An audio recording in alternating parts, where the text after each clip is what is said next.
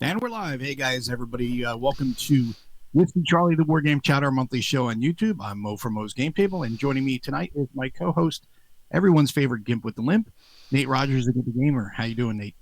I'm here. I'm still alive. I can't complain. No, I There can't you complain. I will complain.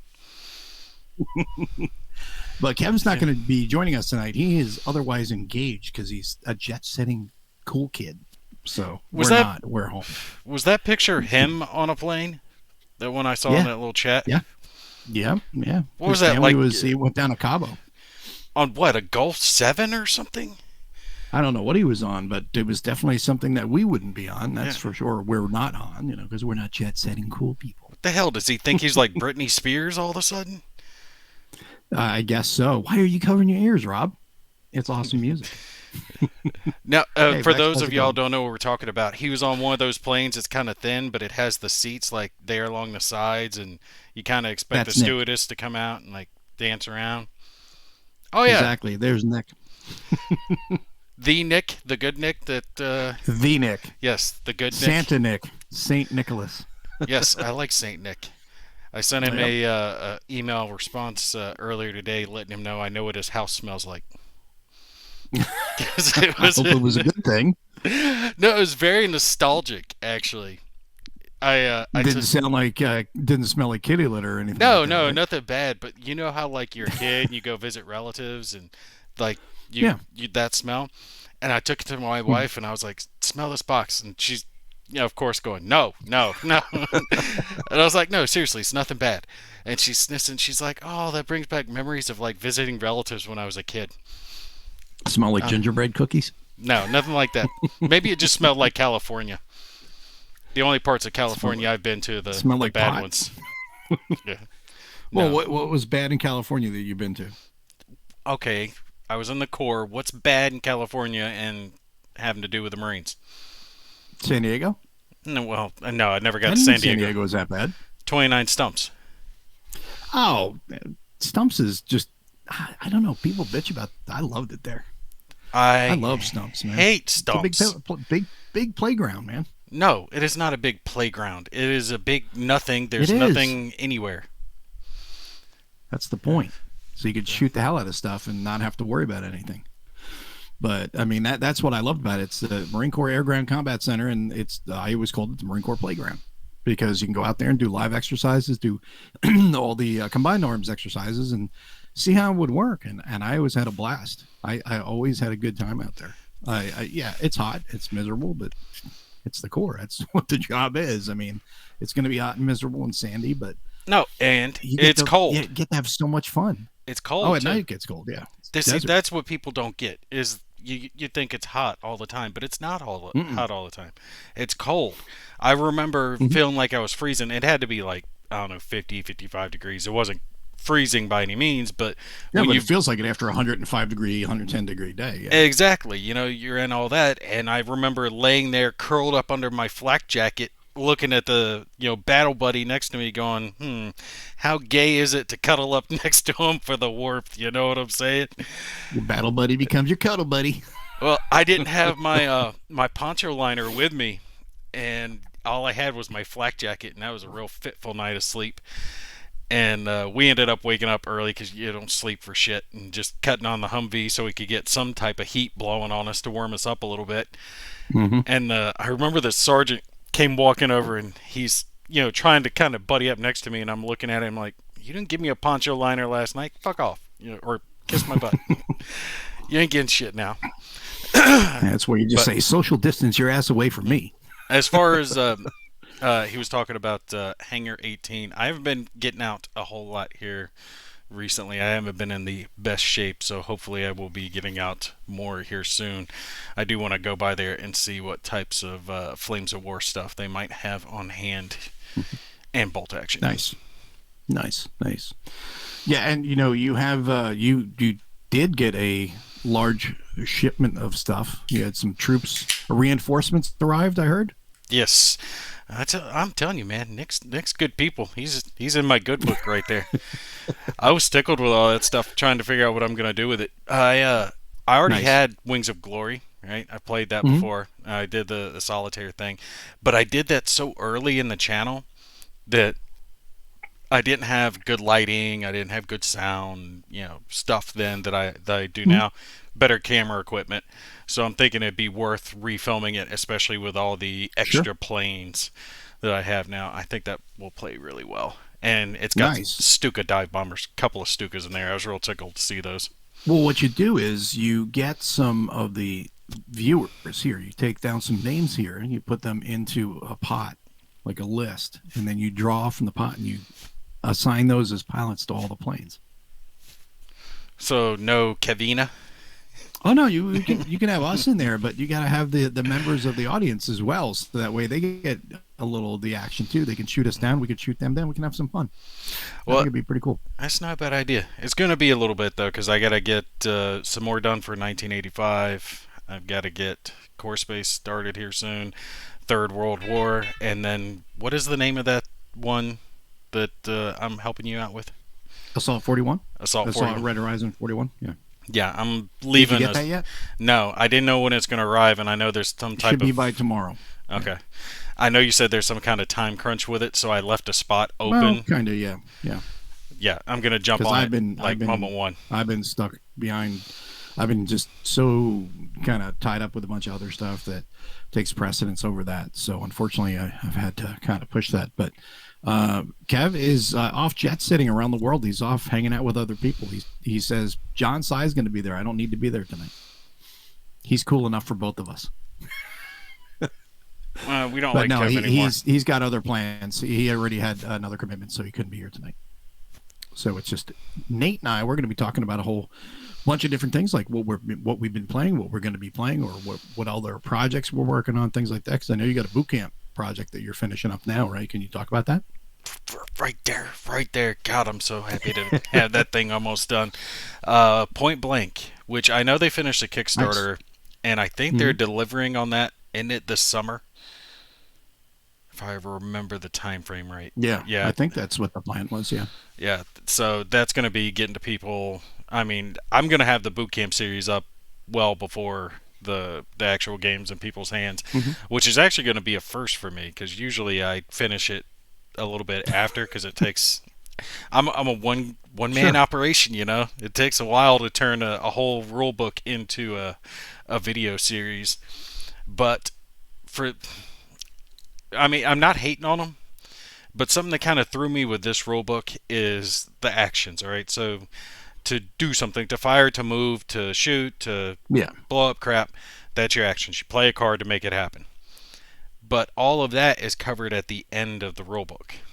I almost would have liked to Mm. have seen that covered earlier, but I can kind of understand it because there are some Yeah. concepts that you got to know before you can understand that.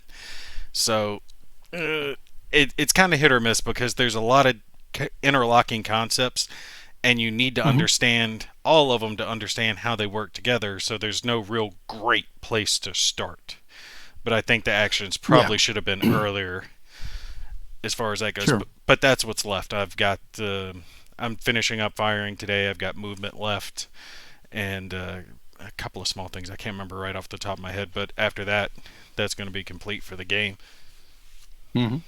Well, that actually is good to bring that up because that's one of the things I was going to talk about was rules because it's been a conversation that a lot of people have been having recently. And Kev and I played Indian Ocean region on Friday night for the first time, and we kind of went through the rule book pretty quickly, both of us, and then we went and played.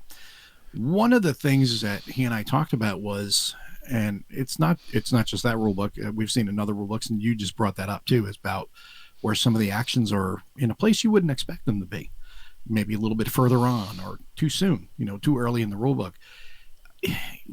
Do you think that the rule books today, do you think that we're seeing improvements overall, or do you think that some are good and others are lacking? And when you have a rule book, well, we'll start off with that and we'll go to the next piece. Do you think rules are getting better, or do you think that only some of them are getting better and others are lacking? Your It, opinion on it, that. it depends on who's writing them. I mean, rule book's only as That's good true. as the guy writing it. And there are some games, and I I'm going to reference this game a lot, but it's currently what's on my mind because it's what I'm playing. Right? Sacred Oil, 1985, real good game, real deep rule book. But part of Mhm.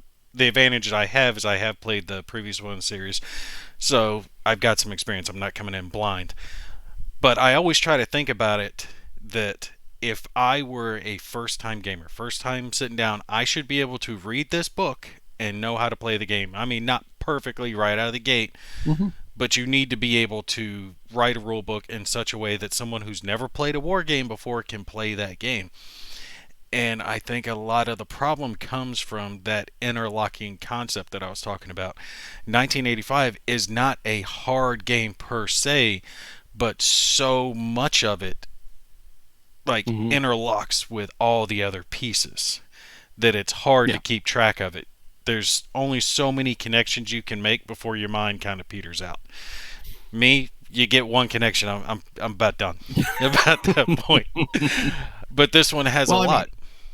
it's not the fact. I think you hit on a good point there. It's not that it's a complex rule book. It's just that the complexity comes with the layers of how the inner working, how they all interlock and come together, and how you have to think. Okay, I'm doing this, but I need to think about this before I do this, and I've got to also think about this and what the response could be from that when you're doing it. Yeah. And that's also where the fun part is. But you touched on the difficulty for a new war gamer, and war games are different in relation to a lot of other games for the simple fact that they're not simple. There are some concepts that you're expected to understand, and if you don't, then you're gonna probably have to look elsewhere outside the rule book. That's why there are like beginner level games or introductory type games like SCS and things like that that teach you the basics of Zoc supply and advance after combat, all these there, CRTs, how to read all that stuff, terrain, how terrain modifiers work, and moving across terrain. All these things that we take for granted, that a new war gamer is going to sit there and go, I gotta do math and figure out how to move from here to there across terrain, and then you get confused. We all been through that. Okay, now do I pay to get onto the road, the full movement, or do I just use, because I'm moving onto the road, is it a half movement? Because when I move on the road, it's a half movement on the road. But only if And those you're are in little the right things. position, the right Yeah, but formation. those are the things that will screw people up. Well, I'm not even talking formation. I'm just talking like something like SCS. Just moving a unit onto a road to get road movement bonus. And how that, I apologize, my throat. I've been coughing up a storm today. I don't know, allergies or something's going on, but You got um, the coof, man. no, I don't. It's just I have like a cough that just keeps I got some congestion and it just keeps going recycling. I've been So there. I keep clearing my throat.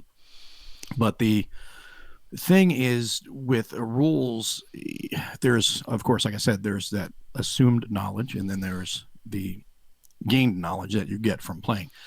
It's tough to get a rule book, to make all rule books get a newer wargamer into it without having everyone else say, okay, I already know this stuff, let me bypass it, No, because then you can have a giant rule book that we don't need 5 or 10 of those pages.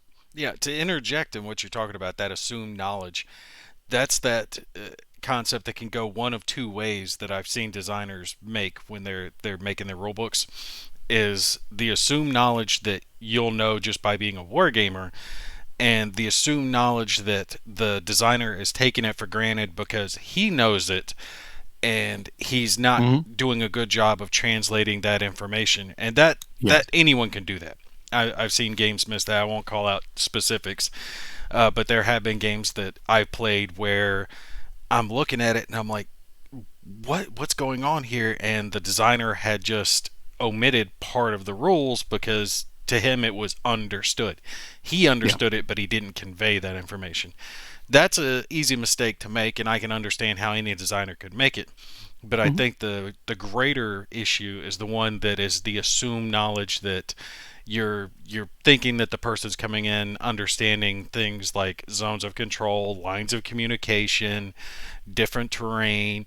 Think about it. Just moving a unit now in most games, you have to Hmm. consider how much movement value they have, what type of terrain they're moving into, are they starting off in supply or out of supply, is their command radius, what type of Hmm. unit is it tracked, is it wheeled, is it mechanized, depending on the scale of Hmm. the game.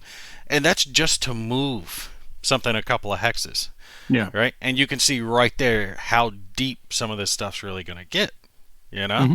And I think that's the problem a lot of people are run into. That's where I run into. I start getting to where everything melds together in the mind and I can't Yeah. space it out and keep it straight. Well, that was something, this is a good one here. Fango Wolf says, I can know rules for about 2 weeks and then something else kicks it out, which is very true. I am jealous of the people who can consume rules, remember them, absorb two or three other rule books, and still remember the first one very well. Unless it's a simple game, then you played it a bunch of times, you're gonna pretty much know what a cursory look at the rules is gonna, make it easier for you. But where you make up, I feel, where you make up for difficulty in rule books or the complexity in rule books, the layers, is in solid play rates, because a good play rate is going to allow you to follow along, know exactly what you need to know. And when you're not sure, you just go right to that, case number, and you look up whatever that rule is that's, regarded that on the play rate. And then oh yeah, that's right. That's what it is. Boom. Yeah, not a 2 second, but it's like 30 seconds. You're looking at something and go, oh yeah, that's what it is.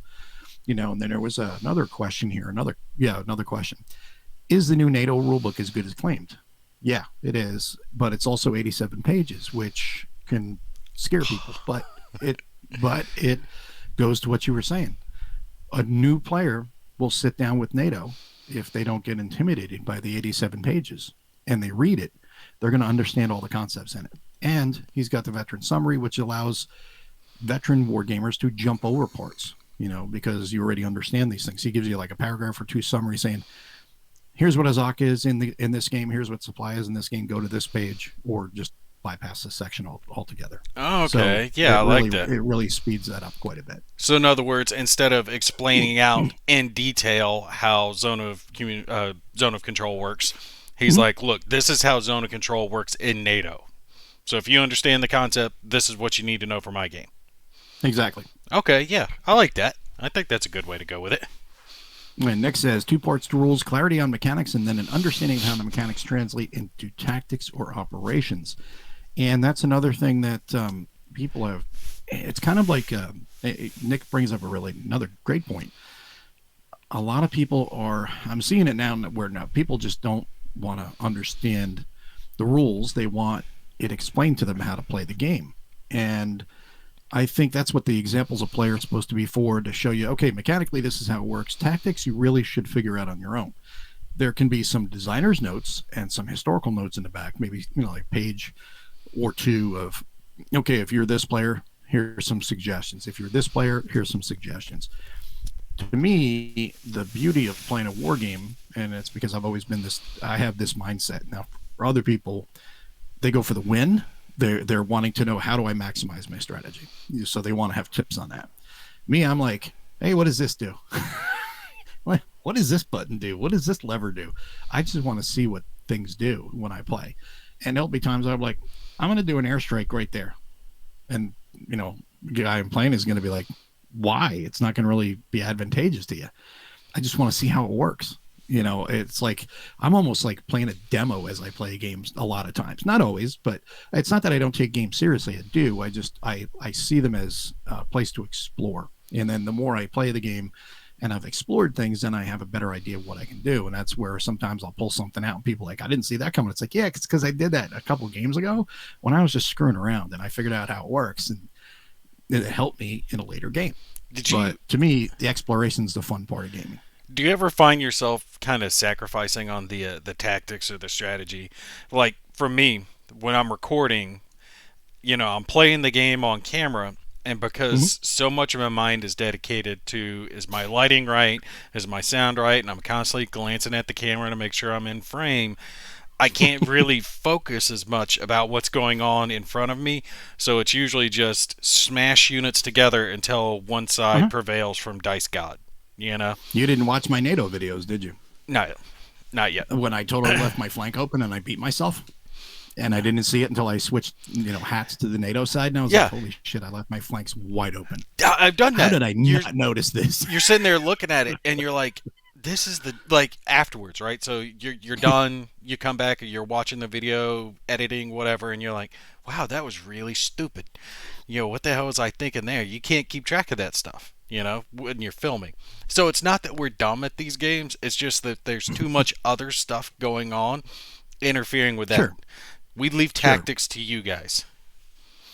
That's true. And until you play a game multiple times, and you will do tactics. Plus, and Nick can attest to this because we played Stalingrad 42 a couple of years ago, me, him, and Tom, and playing as the Russians.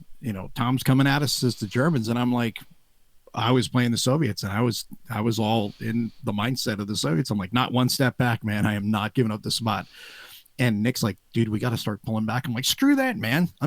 We're standing our ground. He's just like, you're an idiot.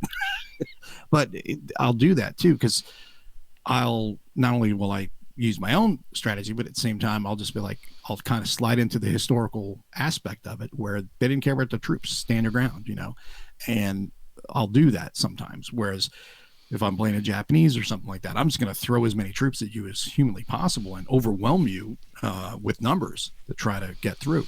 So I will use some historical strategy tactics as well as some of my own, and then sometimes I just make stuff up as I go along, which is I think how most of us play anyway. But Jason says the basics movement CRT Zocs are easy. The issue is that every game has different exceptions, stacking, terrain effects, and special cases that vary from the basics, and that kind of goes back to what I said a couple minutes ago, that I think what really makes a big difference is a good player aid in a game. That I gotta agree with you because that's one of the things that's missing from 1985 is a good, unless I missed it, something that lists down for the stacking limitations for each different hex.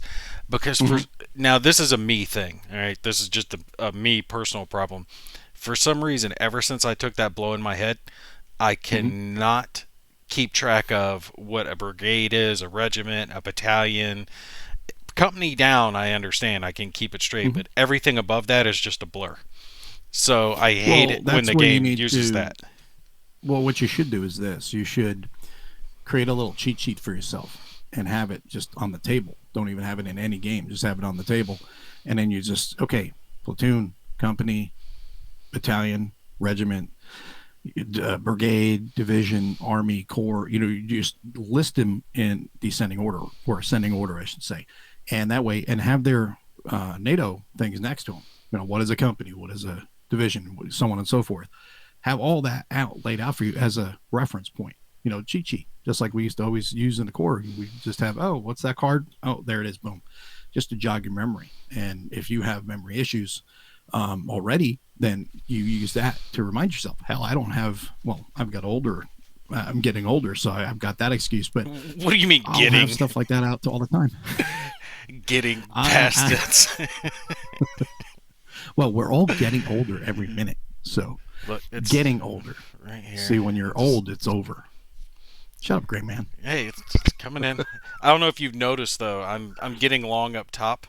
She insisted now that she made a deal with me. I was giving her hell because she kept wanting to cut her hair short, and I was like, I didn't marry a short-haired broad. Grow it back out. She's like, well, you grow your hair out, and I'll grow mine out. And I was like, all right then. She didn't expect me to say yes, so she's got it in her head that I'm gonna do the Opie thing. Talk about from Sons of Anarchy, have it all the way Yeah, back. that's what I was going to say. You're going to have the ponytail and everything. Yeah. So I told her I've never done it before. I'll try it for you once. We'll see how it goes. And if it goes bad, it gets shaved. She's like, all right, fair enough. But either way, she has to keep hers John long. says, there you go. The rules of Paper Wars 90 game, MacArthur Road to Bataan, doesn't even tell players which colors are U.S. Filipino units and which are Japanese. They assume we all know yellow and white is Japanese. Well, that is kind of a, what do you call it? That is a fair assumption because that's traditionally, all these forces have traditional colors. U.S. is green. Blue or green. Sometimes blue, but generally green, like an OD green, varying shades. And then if you've got Army and Marine Corps, One's going to be lighter and the other is going to be darker. And sometimes that can play havoc if the colors are too close together. It's very difficult to see which one's which, unless you put the anchor on the Marine unit, which is what they end up doing a lot of times. They'll just have instead of the NATO symbol, they'll throw, or in the NATO symbol, they'll throw in a eagle, or not the eagle of an anchor, but the anchor, so that way it's a Marine unit. But U.S. is generally going to be green, and then for the Germans are always going to be gray. Sometimes they'll be black for SS, things like that. Soviets are always going to be red and brown. Red for the guards units and brown for the standard units.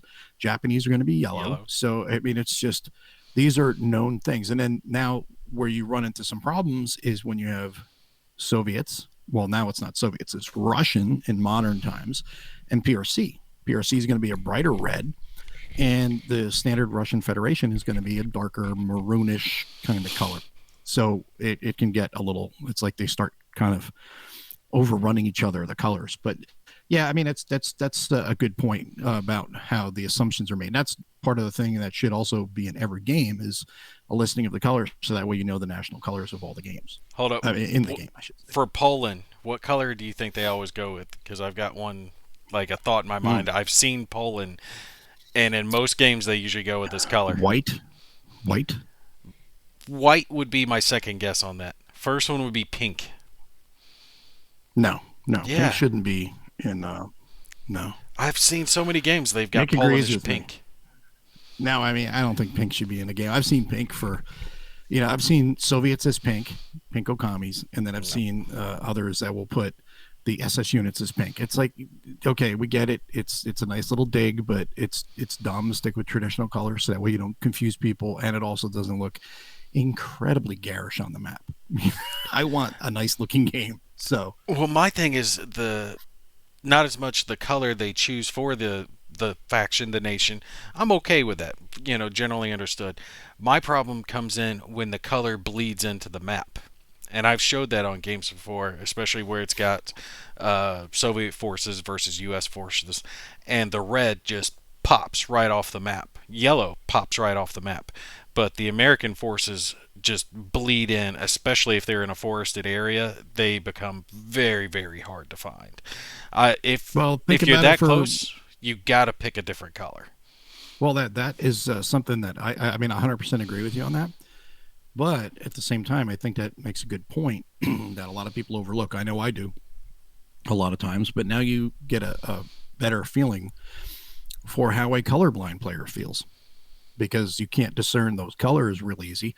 It's the same for a colorblind person. When they try to play these games, they're like, they need other things to jog their memory or to understand, like a mnemonic on the board to know which counter is which, because sometimes those counters all look very similar and you can't get a good clear picture that way without that. So no, that's a challenge. I get what you're saying, but that's not a good excuse. That's like saying because some people have one hand, everyone only plays with one hand. No. I'm not saying it's an excuse. I'm just saying that is a good lesson when you see it done wrong like that. That is a good lesson to show you how difficult it is for colorblind players. So that's something publishers need to, I think, keep in mind and try to work at getting better at, making colors that are more, or at least symbols on the counters if they can't get the colors, because I know there's different varying levels of color blindness, but is something that I think often gets overlooked by publishers. And I think that's something that the wargame hobby can get better at, is making games more accessible for colorblind people. And if there's anybody in the audience is colorblind, you can chime in. I'm fortunately not, so I can't say either way, but for those who have experienced that, you can chime in. Yeah, I don't want to suffer along with them.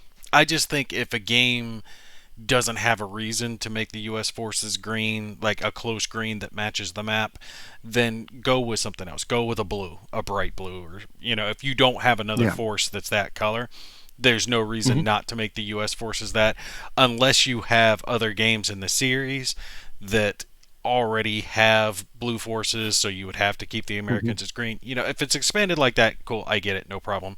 But if this is a one-off, then make them something else to make it easier to be seen. Personal thought. And Tim says wargamers need to that's what this is all about. Wargamers need to enjoy figuring out the rules, reading rules, and just fiddling with the game. It's rare to get someone who will teach you how to play the whole game unless it's Command and Colors. And that kind of goes to something I've talked about in the past, where one of the beautiful things that I think the wargame hobby has over every other aspects of the gaming hobby, by far, hands down, is the fact that Nate and I can sit down to play a game and, be competitive, or any of us can sit down to play a game to be competitive, to try to win, but we're going to work together to understand the rules while we're playing the game. Because if I may not understand this part of the rules, he may not understand that part, but together, cooperatively, we will understand the entire rule book. And that's the most important thing of the session, is to gain a better understanding of the rules and the game itself. And then at the same time, compete against each other. And maybe I'll say, hey, Nate, do you really want to do that? Because you remember rule such and such. If you do that, it's going to expose you over here, or it's going to put you, in a bad position for something else. Oh, that's right. Thanks for reminding me. And vice versa. He'll do the same. Well, he wouldn't do the same for me. He would just kill me. But After I no, but killed you, I pointed out. Yeah, it's hey, dumbass. The reason I killed you is because you forgot that rule 11. But it's true that we tend to work, much better cooperatively at the same time competing against each other. And I think that's one of the many areas I think war game hobby is just so far superior to other aspects of the gaming hobby. I gotta agree with you on that. Now, we've all had that exception, that guy, the one that's just being a dick or a rules Nazi just to do it because his goal in life Yeah. is to win. I told you I had that one dude I played in X-Wing one time, and he made a real bad move, flew into one of my bombs. I'm sitting there going, yay, because I just took out his, key pilot. I do remember that. And the dude, like, throws his template down and just breaks it right there. And I'm like, it's a game, man. It's not that big of a deal. He just ruined his day. Losing a game wasn't that big of a deal. I don't know. Maybe his girlfriend broke up with him or something, but he just struck me as the type Mhm. that couldn't stand to lose. The worst, I think, was the dude I mentioned to you before, that he would pack up his stuff and leave if he wasn't winning, like right in the middle of the game. He would just pick his stuff up Oh and God. walk off. And he did that to a 10-year-old. Taking my ball and going home. Like the kid was beating him, real good kid, real mature kid, playing the game, Really? doing well, and the guy got mad, just grabbed his stuff and goes walking off. And after that, he got upset and stopped coming around to hang out because no one would play him because he was a dick. You know how it is. You don't want to play with a The guy funny like thing that. is, no, no. If you get a guy like that, see me, I don't know. I'm not super competitive. I mean, I can be competitive, and I tend to be more competitive with like tactical. I guess the lower levels I get more competitive. Not competitive as in I need to win, I must win at all costs. It's just competitive as in I'm trying to get the best strategy out of my own mind. I'm trying to deal with the tactical puzzle. The bigger operational games and stuff like that, it's similar, but I don't know. Again, it's exploration, and not that I don't take it serious. I do. It's just I like to explore things. It seems that when I get into the lower level, it seems more immediate to me, and I get more of an attachment because maybe it's because I actually see guys on the counters, and I feel like I'm attached to these guys now because it's squad, platoon level, whatever. So that will draw me more into it. But I've never been like I've got to win, and I can't stand people that do that. And I really hate playing with people that'll say, okay, well, you moved here and that's against the rules. And I'm going to show you why. It's like, okay, you know what? Let's just pack this game up right now because you're being an ass and I really don't have patience for you. Sorry. Don't condescend your opponent. Don't patronize them. Don't be a jerk. Just play the game. If they make a mistake, say, hold on, let me stop you right there. You're not supposed to do this or whatever. It's like maybe they don't understand the rule or maybe they forgot it. Oh, that's right. Sorry. My bad, dude. Sorry. And oh, no problem. And just retcon it. I'll do it all the time. Somebody goes, oh, I forgot. I should have done this because now I'm going to be screwing myself because I didn't bring my artillery. And I'm like, bring the artillery in. I don't care. I mean, we're here to have fun. I think we just run It's into not it like we're playing less. for $500,000. Well, I think we run into it less because it's a smaller hobby, Yeah. right? So since it's a smaller Yeah. demographic, more people know each other. You're going to run into less of that asshole type person because they're going to kind of get weeded out over time. But bigger hobbies where Mm-hmm. there's like 40 Warhammer 40,000, there's plenty of people there. So if they really piss off this group, they can go to another group that's not going to know them. Mhm. And, keep Yeah. pulling their same shenanigans. Here, you're not going to be able to do that. You're not going to be able to find that many players that are into, hex encounter war game type stuff. See, now there is exactly the point. I think I want to play a game and try to do well and just have fun. I don't care if I lose. The hobby should be for enjoyment. That is pretty much my opinion. Now, where I would be slightly different is I don't care necessarily if I lose. If I'm playing a lower level game, like it's a tactical platoon level or something like that, I'll get mad at myself. I won't be mad that I lost. I'll be mad. Oh, damn it! I should have thought of this, or I should have done this differently. I don't get mad and pissy at the table or anything like that. It's just in my own mind. I'm sitting there going, that was stupid. I shouldn't have done that. And then other times I'm just like, Leroy Jenkins. I don't care. I'm just gonna have fun. I mean, it's all about fun. These are games, and you've got to enjoy yourself. Yeah. Oh, usually forgetting to check supply. I got a question for you. What's supply? I'm just kidding. I really hate the concept of supply. I know, I get it why it's in the games. I guess you don't like OCS. I'm gonna get into it to just try it out, but I like to just thinking about the fighting and the basic rule, right? So if you can trace a line of hexes back behind you to where the pogies are, cool, no problem. I'm good with that.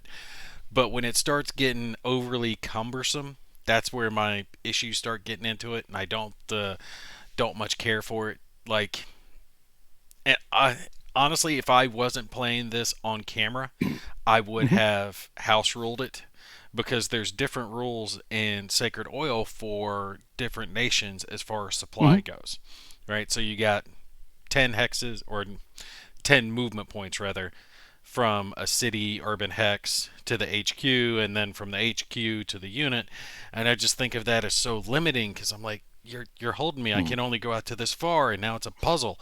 But I don't want to destroy stuff to just that far. I want to destroy stuff to this far. So I'm gonna ignore that supply shit. You bring it with you. You keep going with it. Speaking of which, answer me this. Tell me if I'm wrong.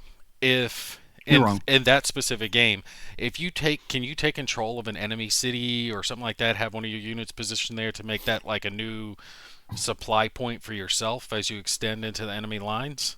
For 1985, yeah. Sacred Oil? Yeah. Not sure. Not sure off the top of my head. I'd have to look at the rules. Do not recall. Now, Kev would probably know better. Well, he may not even know. I think he's only played so far the big. You talking about in the first scenario?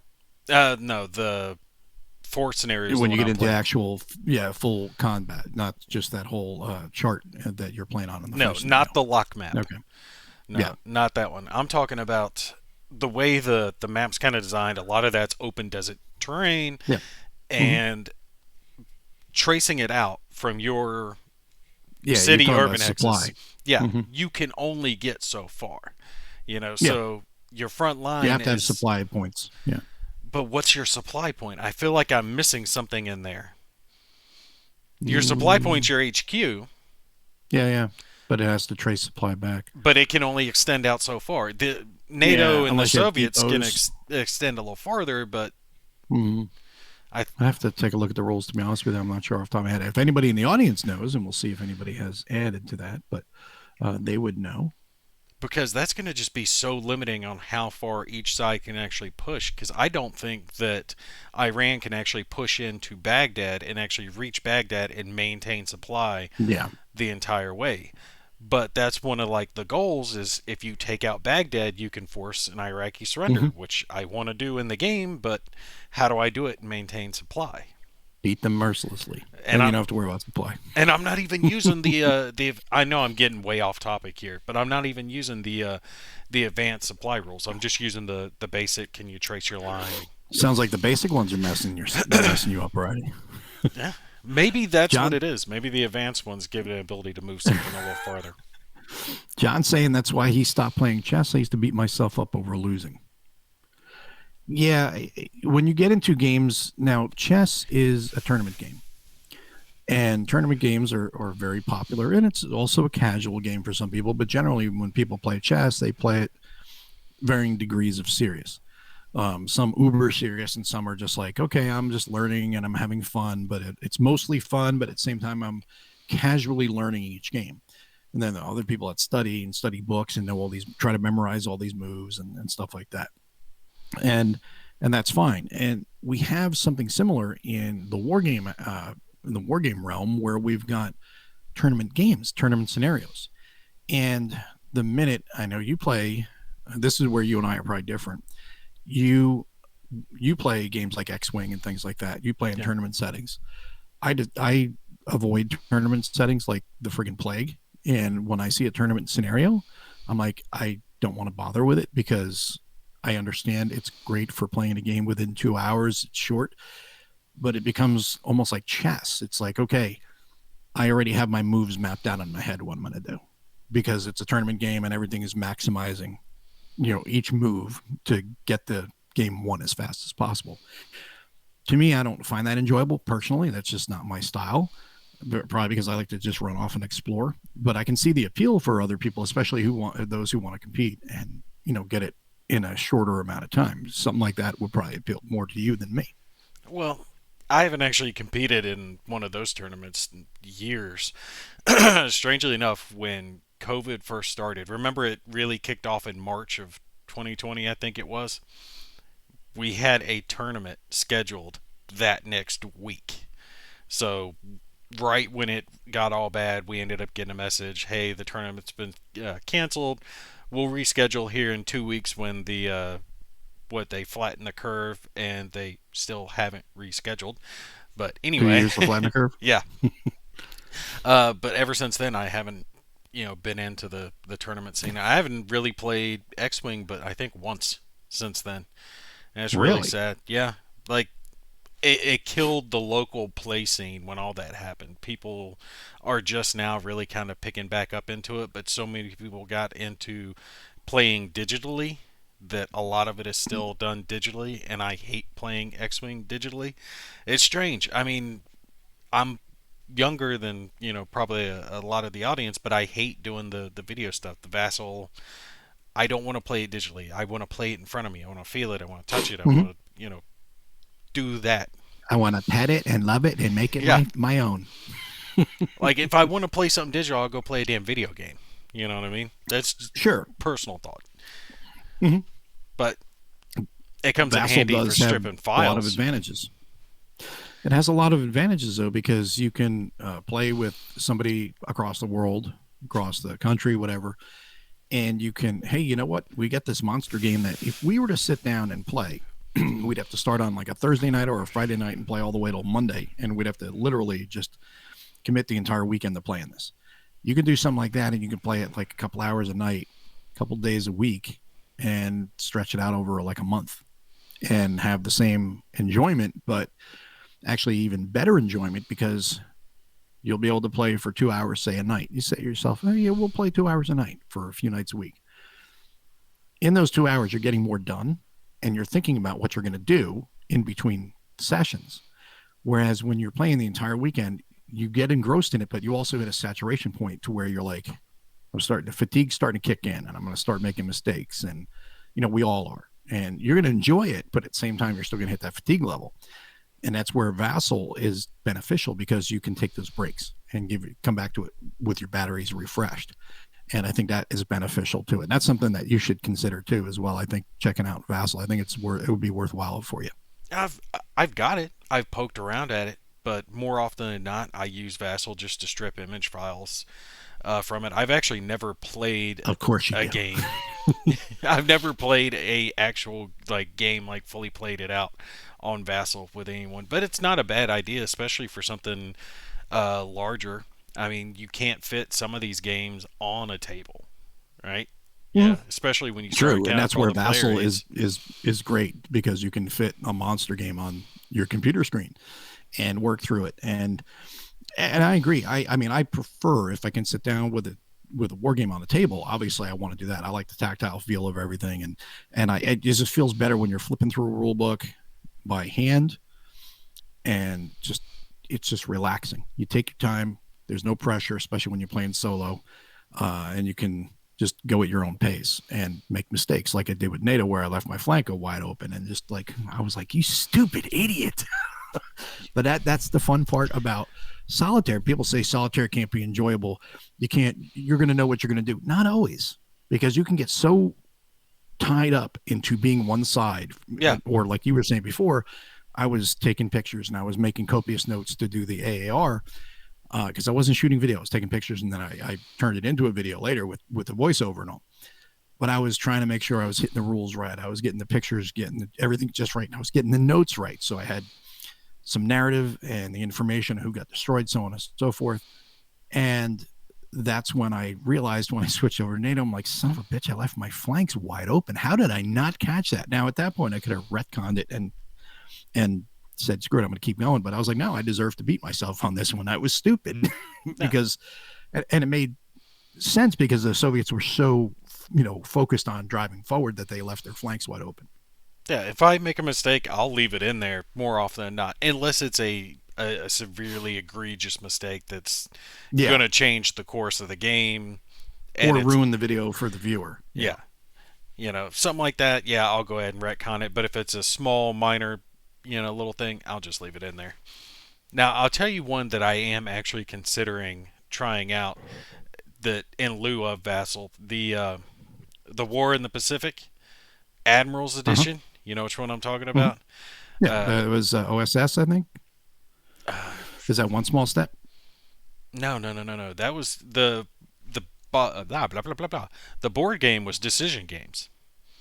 No, it was Decision. Oh, okay. Yeah, That's Decision. Okay. I thought it was One Small Step. But I think it's Matrix that did the video game, and they've got the actual video game for it, where solitaire AI and the whole nine.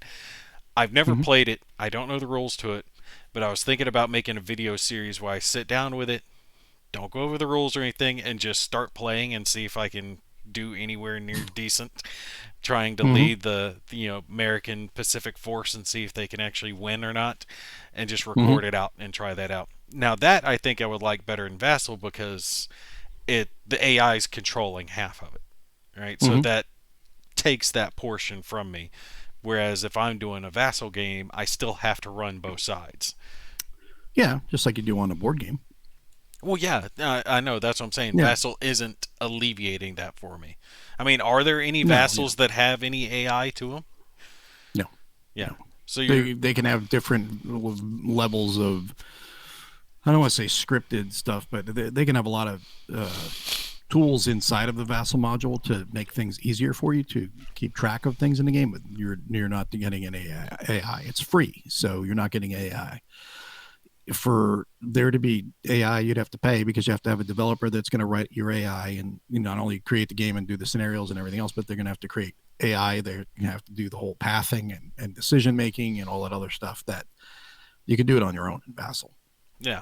But Mitch brings up a good point. Fatigue and making mistakes. You mean just like in a real war?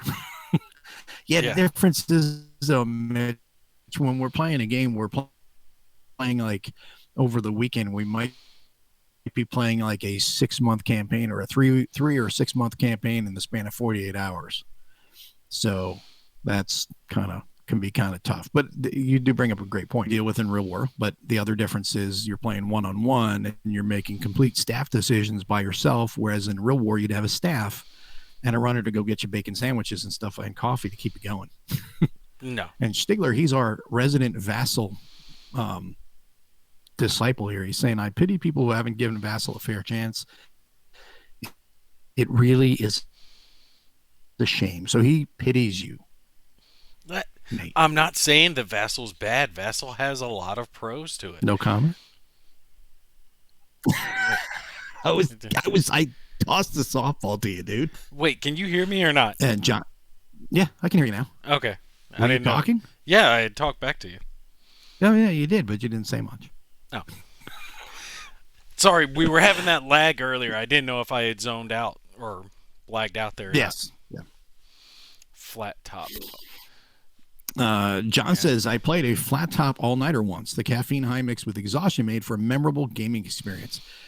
That is true. When you play like an all-nighter and you get that sugar caffeine thing going, and you start off, you're all full of piss and vinegar. You're like, yeah, this is gonna be a great 12-hour game, and then about 6 hours in, yeah, this is so much fun. 8 hours in, oh, I'm starting to get a little tired, sitting a little achy. 10 hours in, you're like, man, I'm kind of hurting. Then you get that second wind, and then you feel like, yeah, I can do this. And then you're like, it's time for breakfast. You do get that, but the main thing is you have memorable gaming experiences, and sometimes those things like that are. What was your best gaming experience, war game or otherwise, Mine? or one of them, Yes. No, the other Does co-host. does Truth or Dare in high school count?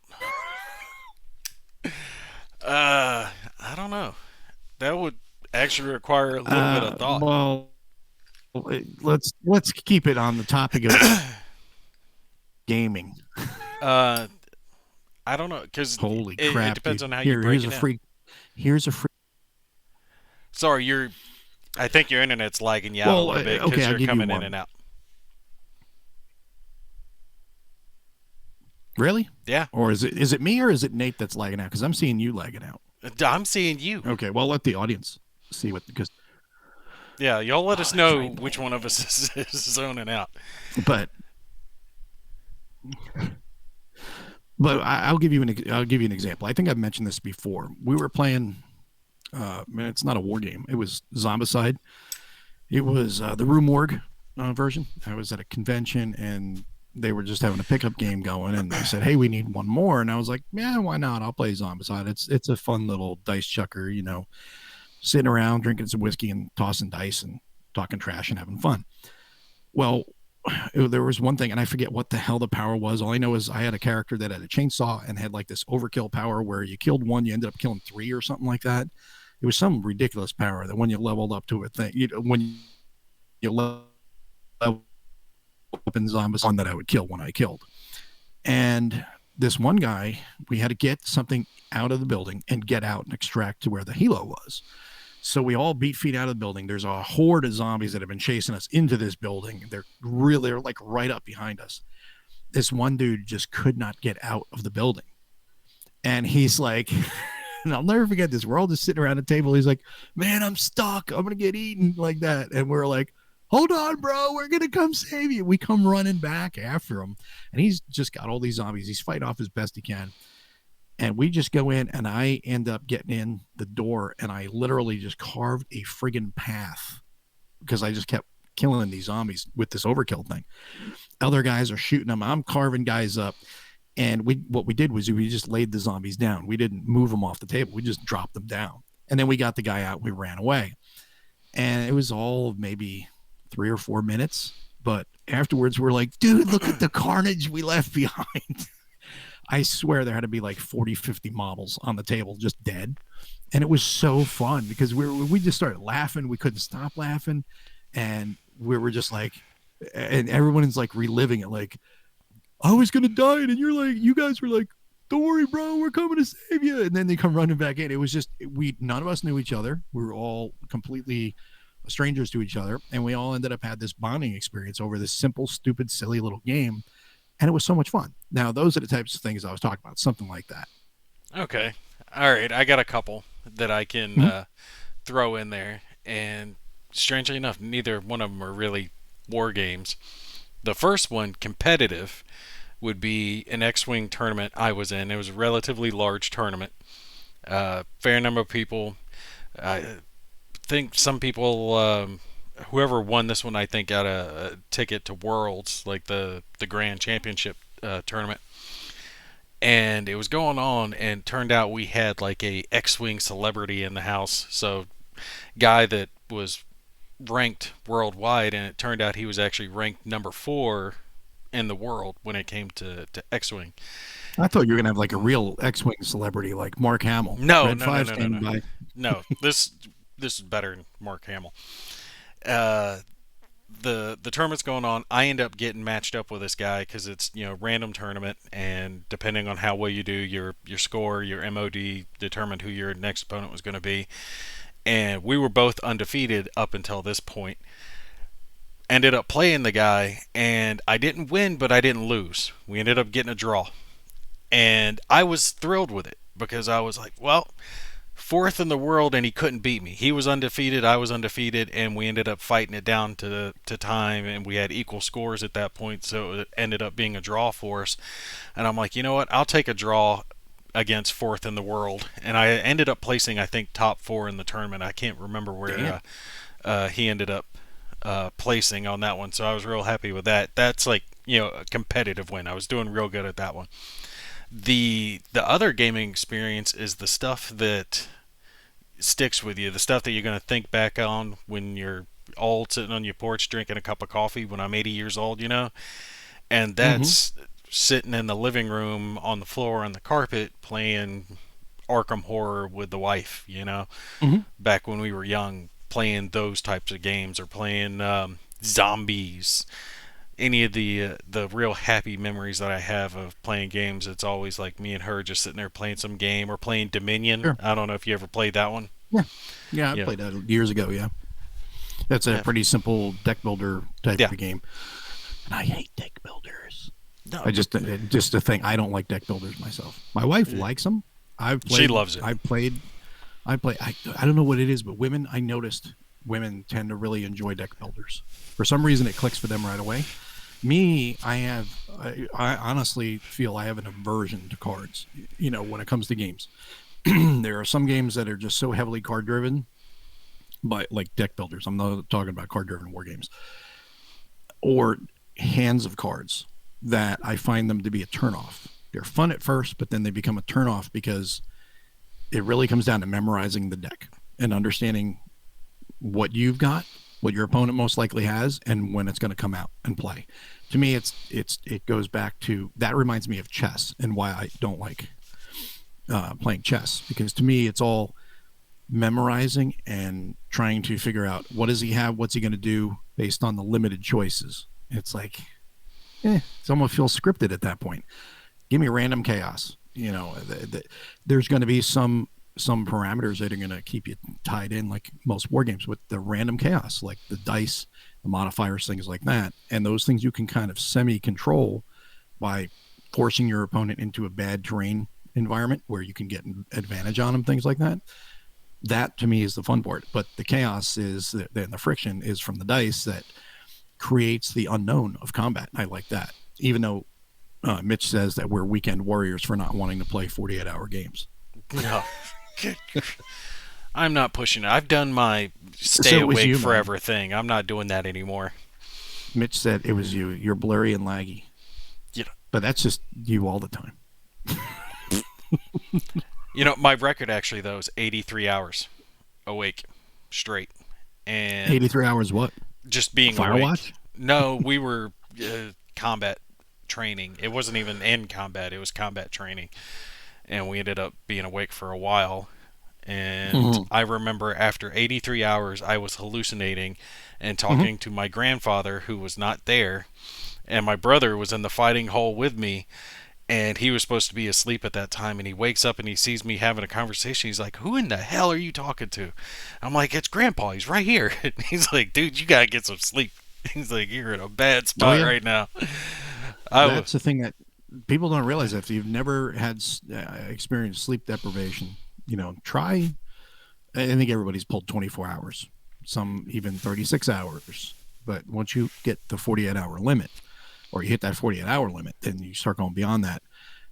Even if you get half an hour sleep or something like that, it's not really sleep. You're closing your eyes, and the next thing you know is you're awake. Uh, all that fatigue. I mean, hallucinations are truly a real thing, because you don't think you'll hallucinate, but try staying up for 48 hours and tell me you don't hallucinate. yeah. And please, if you're going to try that experiment, do not operate any type of machinery, any sharp objects, and do not drive a car, because you will hallucinate. And it'll get you. You You ever may been end up getting hurt. you ever been so tired you were marching on your feet? I remember that we were doing a slow force march, just up the road. They were, doing the hard training bullshit. But we had packs on, and everyone was so tired that people were actually starting to nod off while they were walking. And you could tell if the guy in front of you was starting to, like, drift. Mm-hmm. He'd start to kind of Boom, fall off knock in a them. direction. And we would Mm-hmm. just push. Someone would Hmm. push you back in the direction and keep you going in the straight line wherever we were Hmm. going. And people were taking little 5 minute cat naps, just closing their eyes as they were walking. I mean, that's Yeah. tired. That's what Oh yeah. civilian doesn't get. Being so damn tired that you can actually sleep and march at the same time, and your body will Oh just yeah. keep doing it. Well, people sleep and you can sleep standing up. When you can learn how to sleep standing up, sleep walking, marching, however you want to put it. Whether it's just a standard walk or you're actually forced marched with a pack on. You can also fall asleep when driving. And then there's the other thing that happens with a lot of people. You zone out when you drive, and you start off in one city and you wake up. You not wake up, but you come to realization in another city, Yeah, and you're like, how the hell did I get here? It's just because your mind wandered someplace else, whether it was tired or whatever. But the other part of your brain is still working to keep you doing what you need to do to stay on the road, hopefully safely. But yeah, I've done that. that's some crazy stuff.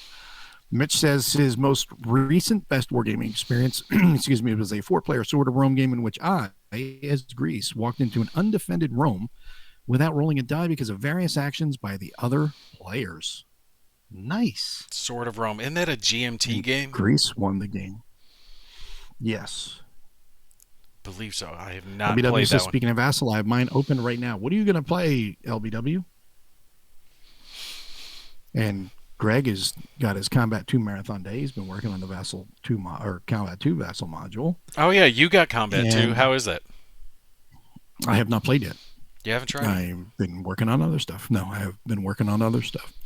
And John says, I rolled so badly as Rome that the Volsci, however that's pronounced, I'm going to bastardize that. So correct me on that one. Occupied Rome. So I've never played that game. I'll take that Sword of Rome. the occupation was a bad thing. More than likely. But I'm not big into. Although Roman games would attract me, I'm just not huge into ancient from the era. Just like I'm not really huge on ACW. I've become more interested in World War One with the like lamps are going out, attrition of souls, those games. What's the other one?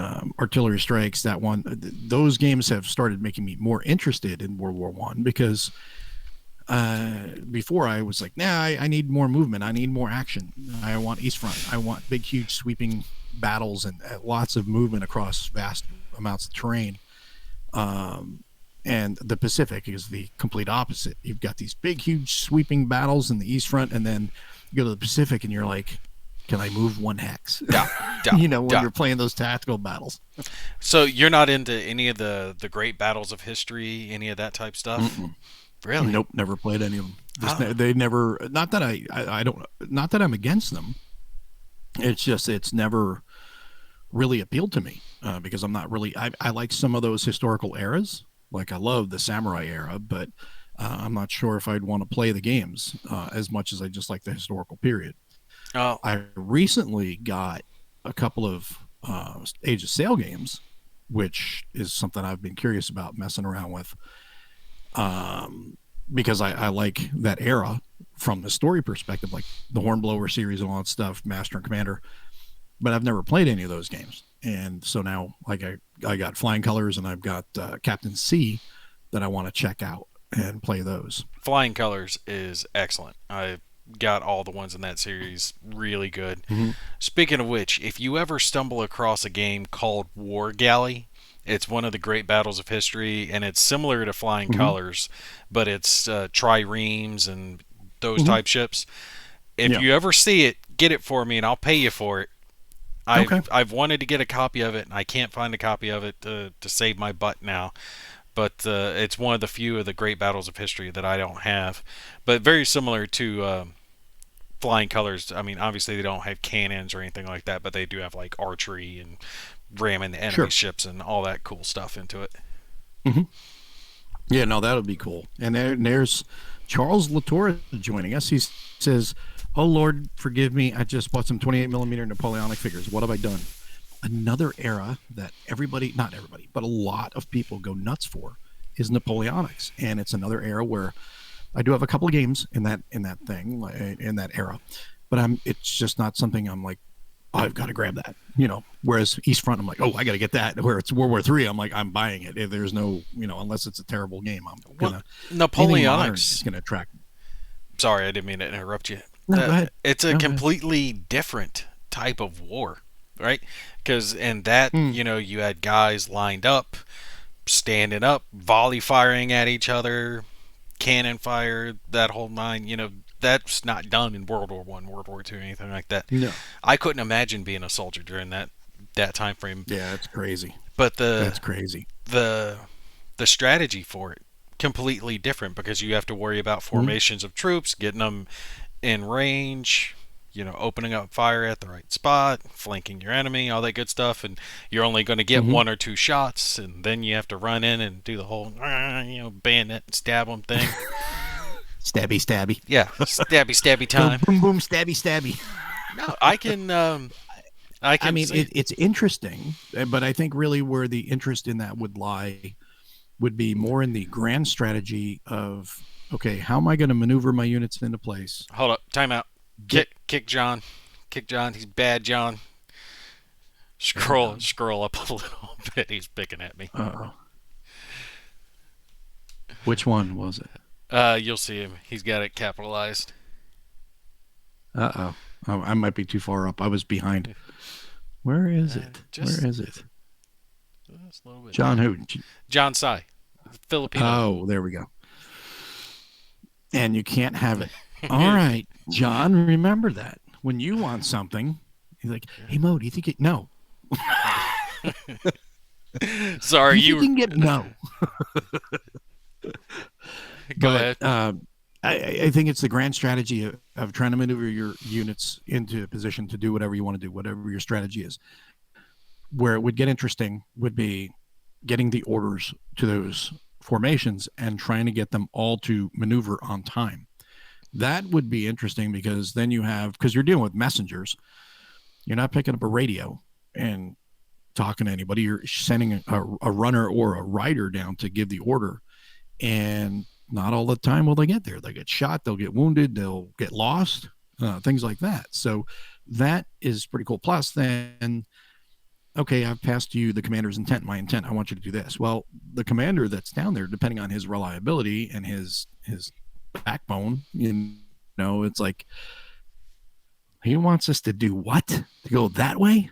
I'm going that way. It's a little safer. Well, see, in All those games things like play into it, and I think stuff like that would be fun. Again, it comes down to the chaos. yeah, in a game like that, I can see there Go ahead. being a reason for something like a command radius, right?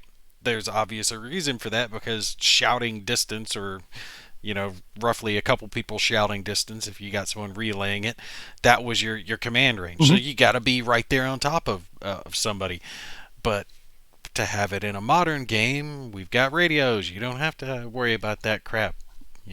Guy can be here, guy can be on the other side of the city. Mm-hmm. They can still coordinate. It's perfectly fine. I don't know. Yeah. Random thought. No, no, that's true. No, you can coordinate easier now with modern technology. However, it still comes down to the commander on the ground because your company commander may issue the order, a battalion commander may issue an order down. Depending on the effectiveness of the order that comes down from your CO down to the platoon leaders, and then the platoon leaders in turn to the squad leaders, fire teams, things like that, it all gets broken down. You have the commander's intent on top, and then how it gets disseminated below that, and then how it gets carried out and executed at the lowest levels will really come down to how effective the overall strategy is. And I like if a game can model that friction in there, Fields of where Fire. it's out of your control a little bit. Well, Fields of Fire I have yet to play because that rulebook is just one of those things. I'm just like, I got so many things I don't want to have to spend time on the rulebook until it's corrected, and then I'll dig into it. Think about Because it. I do want to play that. Think about it this way, okay? When it comes to Fields of Fire, because you're right, that rule book for both of them it's a slog. It is not easy, but I have to give it to him.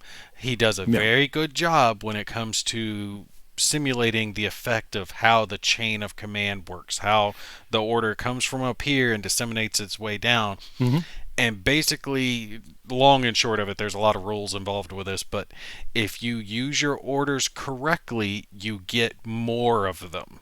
So if your Yeah. commander, you like your company commander, he can give an order to Private Schmuckatelli to go out and charge that hill, but he's only doing that once. Or he can disseminate his Hmm. order down to his platoon commanders who can all spread their orders out underneath them so you can have everyone move forward and coordinate their actions together versus having one guy at the top trying to individually order the people. Does that make sense? True. So Yeah, no, it does. It makes sense. yeah, the game does a very good job showing how you want to spread your command down Hmm. to the leaders and have them issue the orders rather than having one guy at the top try to control it. It's just there's Yeah. so many. It's not even interlocking parts. It's just a friggin' slog to get through that rule book. It doesn't really have Yeah. concepts that connect to anything else. Yeah, The which is a shame, but it's also well, the shame was that it was the first edition that came out. It's like, okay, well, that was it's first edition. There's great ideas, and it wasn't developed. The rulebook wasn't developed enough. The shame is the second one. It's like, okay, you had enough feedback on the first one, you should have corrected it and made it better, and apparently it was not. That's the one I got because I didn't get the first one. I only got the second one, and that was not primarily. It was because it was the Marines. yeah. Not that I have anything against the Army. It's just it was a Marine, so I'm going to gravitate to that because we don't have a lot of Marine games. We got plenty of Army games. We don't always get a lot of Marine games. So when I see one, I grab it. But hopefully they'll get that corrected because they're supposed to have that one under in the works right now. So hopefully they'll eventually get to that. And then when they do, then I'll start digging into it. I just don't want to spend the extra time trying to dissect a rule book that should be in better shape because I got plenty of other things I need to do with my time. So I don't need to be digging into trying to you know decode it basically. DCB says at its core, wargaming, whether miniatures or board games, is a social event, and digital connections just don't measure up in person or measure up to in person. He agrees with you. Vassal is best for solo, Yep. but we're doing social stuff right now. You guys are part of the show. It's not just me and Nate being two chuckleheads chatting. We are, but you guys are involved in it too. This is true. John already has my copy of Siege of Oregon. Remember we did that in the giveaways. Oh, did he win? Line of Battle. Yeah, he won the copy of Siege of Oregon that I gave away. He got it all the way out in the Philippines. Line of Battle for trying to coordinate orders and timing. That sounds like it could be interesting. I will check that out. Grand Tactical Level Napoleonic Games is the best. Yeah. Total War. The video game.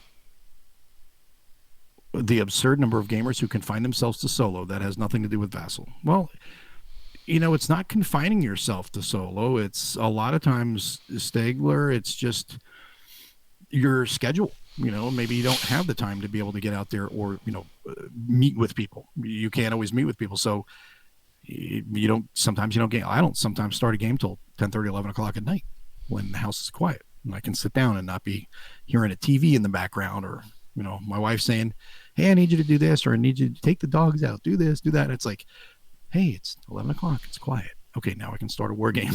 Next thing you know, it's 12:30, quarter one. I got to go to bed. I got to get up at 5. I don't get how your house can be that loud. You don't have a bunch of snot noses running around it. Mine's chaos until 8:30 at night. I keep telling Well, myself it's going to not calm that down. it's chaos. Someday. No. Keep telling yourself that. Keep having kids. It's never going to quiet down. But it's my wife is always watching TV, and it's right next to where I would be gaming. So it's I don't like hearing the TV when I'm trying to read a rule book and trying to think and take notes and stuff like that. So when I'm playing a game, so I want quiet. It helps me get into the game better. So if she's in the other room laying down watching TV in the bedroom, I'm like, okay, now it's quiet. But if she's on the TV in the room next to where I'm gaming and next to the dining room, it's like, okay, it's kind of tough to game. At least for me. Set her up her own little nook in the garage or something. Put a little black and white TV out there. Should Well, we it's going to fly? get worse because she wants to move. We're going to be moving. We're going to be moving into a smaller house in a few months, and that's going to be. Oh, that's going to be tough. Still in Texas, or are you going somewhere else? Oh yeah. Just moving to different town over. So, Have fun with that move. I don't plan on doing it just again trying to catch up on all these comments. no time Yeah, I soon, didn't want to do anyway. it till retired.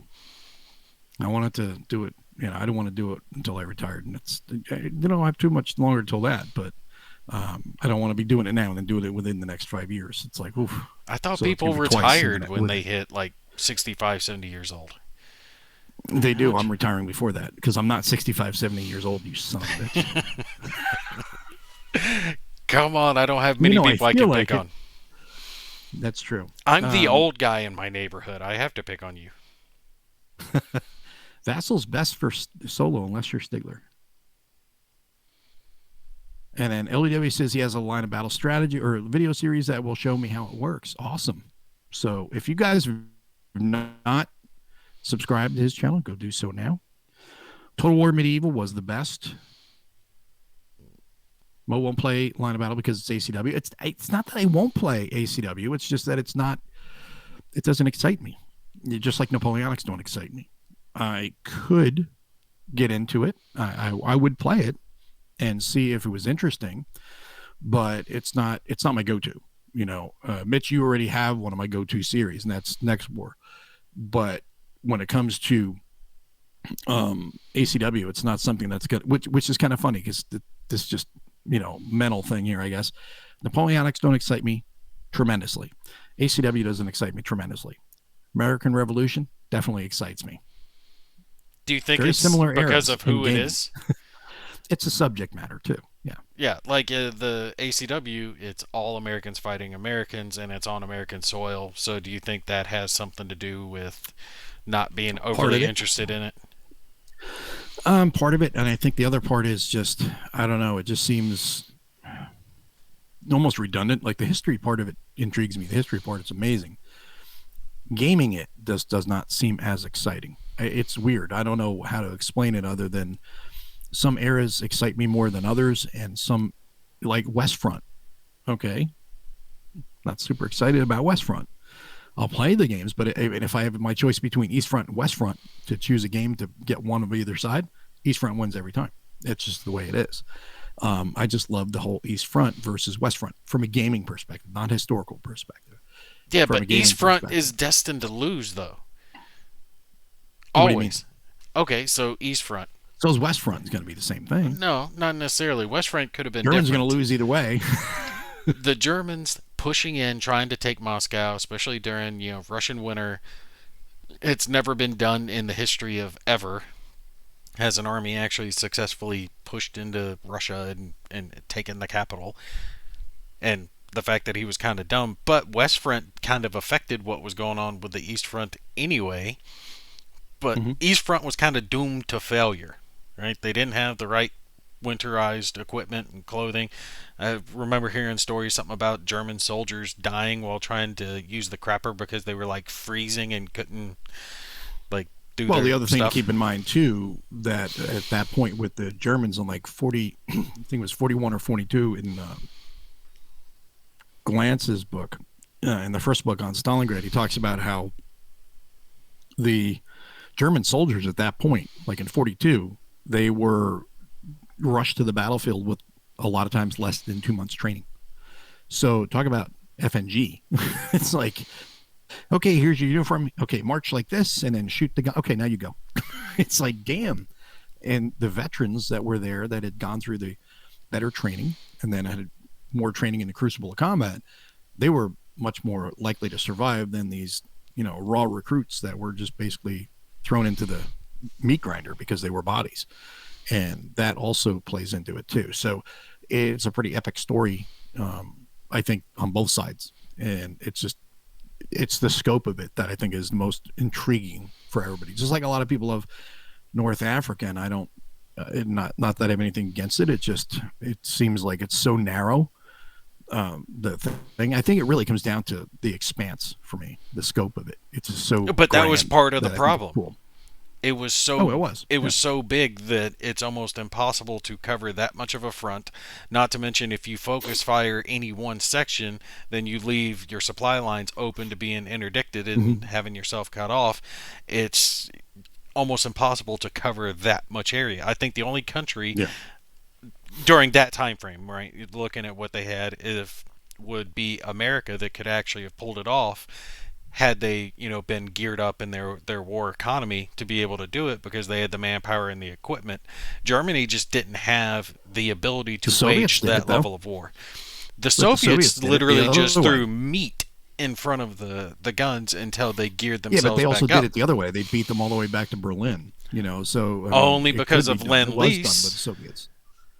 That was part of it. I mean, it wasn't like they didn't get assistance, but credit where credit's due. The Soviets fought like tooth No, and nail and not saying they didn't. They beat them had all the way back. picked up their factories, moved them deeper into the country, and then rebuilt them so they could start turning out the war again. Mm-hmm. But the meat had to stay there and hold the Germans until Meat always they does can that. do it. That's what meat puppets do.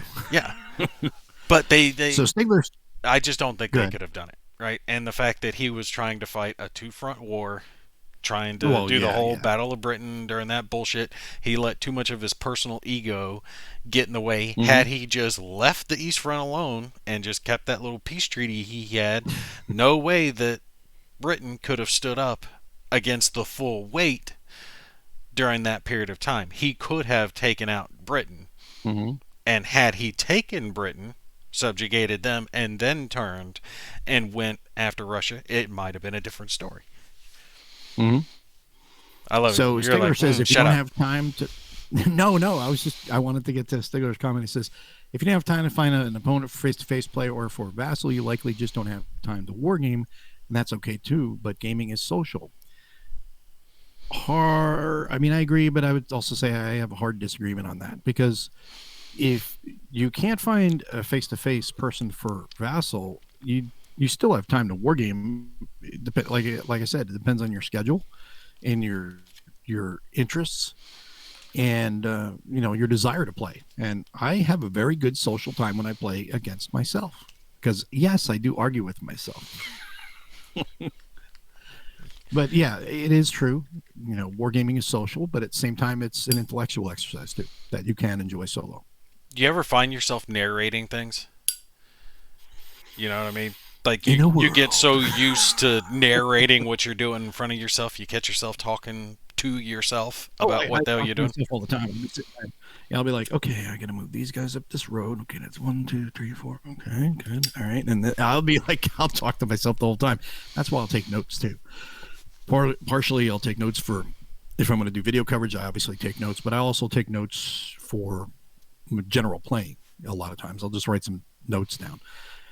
Unless it's a short game, and then I'll just write thoughts. I won't write notes. I'll just write notes because sometimes I'll be like, okay, great, and then my wife will call me, and I'm like, oh yeah, okay, what? And I go, and then I come back in, I'm like, the hell was I doing? Let me look at my notes. Oh, that's right. I moved those guys. Okay, good thing. Otherwise, I would have moved them again, and I'd be like, how the hell are they almost at the VP or the victory location already? So it is good to do notes. I think. I agree And with yes. John there, making sound effects. Pew pew. Oh, sound effects. Yeah, I even do the fancy accents too. I like to do accents when I play. Okay, can't do the German though. I can do Germans and I can do the Soviets, the whole nine yards. I just do it as a goof, for fun. And then now NATO is being reprinted, yes, and then we're talking about now we're getting into the fun stuff. People retiring. Charles retired at 63, is now at the young age of 67. Greg is retiring at 59 and a half. That's what I'm shooting for. And Mitch says, "Aw, shucks, thanks. That okay, LOB leaves me flat too." So, talking about how I said my go-to series is the next war series, War for America. I am definitely looking forward to that. Napoleonic Brigade series is similar to LOB, is a hoot. How is that a hoot, Mitch? What's the difference between the two and why you enjoy that more? Go ahead, you can talk. I was just letting you finish out all the comments. No, I'm just trying to get to the comments because I got way behind. Now, this is making me think of the stuff that that's coming up that I'm kind of excited about. The Mhm. Tank Ace. What is it? American Tank Ace, I think it is. Compass Games. Yeah. The I can never remember the damn Susuicon. Sensuicon. Sen Sen. Su E Con. Yeah, Sen Su Sensuicon. Con. Yeah, that one. And there's another one by It's like the old Compass. Sesame Street. Sen Su E Con. Sen Compass, Su E Con. they've got everything coming out. Compass has just been Yeah. on the ball, man. And Oh yeah. I'm gonna have to get NATO at some point, but I still got. Order it now on the next reprint. Get it. I'll have to do the pay later thing until I get done dealing with Yeah, all that you can do VA that. crap and get that taken care of. Because Oh, that's still dragging down that BS. I'm gonna have to get politicians involved. I told Mm. you it's getting political. They're pulling some bullshit. What One else is new? that one guy I was telling you about, dude was amputee from a landmine, and they told him that they were dropping him because he walked his little girl to the mailbox. Yeah, yeah. When are we going to start jailing politicians for having insider trading rather than taking money from our veterans? Not soon Don't even get enough. me started. Don't even get me started on those bastards. Yeah, not soon enough. Yeah. So with that going on, but I am looking forward to trying the Third World War. Now, is that 4 games? Yes.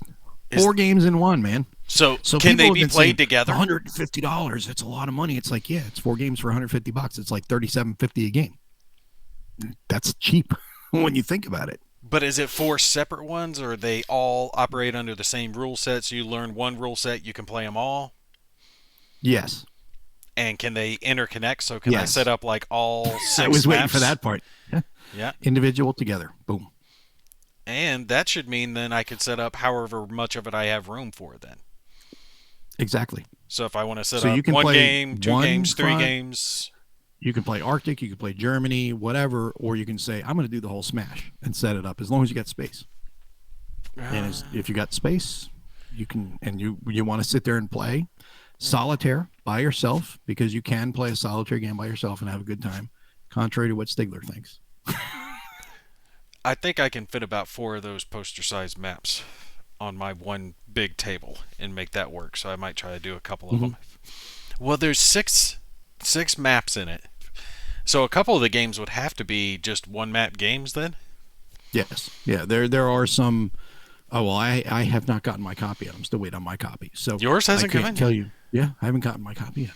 Yeah. It's just one of those things. Hey, it happens. Sometimes I get games sooner. Sometimes I get games later. I'm still waiting on Army Group Center, and what was the other one I got? Vietnam Tell from GMT, because they're slow getting games out. They got a bunch of games they're trying to get through, and they haven't gotten their games out all yet either. So hopefully they'll get those out pretty soon. tell Bill get off his ass, get some shit going. You No, should that's- have preferential GMT. treatment. No. Hey, games go out when they go out. I have no control over that. So NBS is a little more nuanced combat system. We'll have to check that out. Isn't John We still Cranston- waiting for War of America, dude. What are you talking about? Yeah, we're waiting for. You talking about War for America, John? I'm not sure about So that go one. ahead. No, I was done bitching.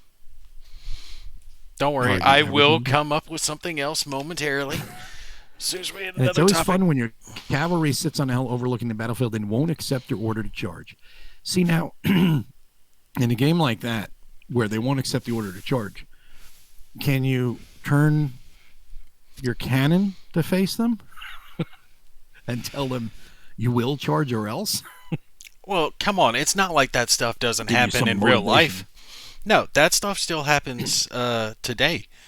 When I was deployed overseas, years back, I remember there was a army convoy, and it had, I think, some civilian contractors, maybe, but I know it was an army convoy, and they wanted them to push through a hot area, and they wanted them to do this transport, but it was fuel trucks. The main thing was fuel trucks, but it wasn't armored fuel trucks. It was just like a semi, like you would see here, with a big tanker on the back of it that they wanted him to drive through, and the truckers were like, "No, I am not driving a big explosive through this area with no armor, no protection. It's not going to happen." Like the troops flat out said, "No, we will not go," and they didn't. Do that convoy until the area had been secured further, so they knew that they wouldn't be taking an RPG to a fuel truck and Yeah. burning. Well, that's where, a lot of people think that it's just you're a brain dead automaton when you're in the military. There are times where you just have to say, sir, this isn't a good idea. And there's times when, you have to be told, yeah, it may not be the best idea, but it is the idea that has to be done right now for various reasons. But taking a giant bomb and riding Multiple. it through, Multiple. yeah, multiple, and riding it through an area that is going to get hit with RPGs is dumb. So secure the area as best you can and then accept the risk after that. You don't go in there saying, okay, well, here, I've got this balloon that's filled with gas and I'm going to, bring it into a full-on candle factory where every candle's lit and walk around waving it. It's going to set the place on fire. So Mitch says GMT still wrapping up the European shipping. Gene just said today that they plan on having shipping done by the end of next week. So I guess that would be the European shipping, being that they're wrapping that up. So maybe another 2 weeks till they start U.S. shipping. God, European shipping has gotten nice. So bad here recently. I can't remember. How so? What do you mean? Some Kickstarter that I backed, it's coming from overseas, and I had to pay the shipping cost recently. And I wish they just paid the shipping cost way up front back when the Kickstarter launched, because it would be half what it is now. I think I had to pay something like $55 to have it shipped, and that's double what it usually is. It's just getting ridiculous. It is. I couldn't even imagine what it is to ship shit down to Australia now, or out there to John. If he were to pay for something to head out there to him. Well, he does it cheaper because what he does is he has a mailing. Well, I know he's got his gimmick. So you ship it to California. So it's the same concept for us, like an APO or an FPO. You just send it to the Fleet Post Office in California, and then they take it from there. So you're only paying to get it there, and then for his side, he's paying to get it the rest of the way, which is not too bad because he waits for a box of stuff, and then they just ship it. So it's slow, but it's cheaper than paying, like you were talking about, just paying the extraordinary rates to ship stuff. So Tim says, I enjoy the coverage on Iron Armor. How complex do you guys think this will be for a new wargamer? How much experience do you have in war games, Tim? Seriously, I'm not being facetious here. How much of a new wargamer are you? Because just because you're newer doesn't mean that you may not realize you may be into a little bit more complex games than you think you are. Just being new to war games does not necessarily mean that you're not into complex games. You don't grok them already. So just let us know how deep war games you've gotten into. Yeah, I made that mistake when I first got into it. So all shipping done by end of next week. Oh, all shipping done by end of next week. Nice. These letters due out Thursday, so I'm sure there'll be something in there. Okay, cool. Thanks, Mitch. Appreciate that.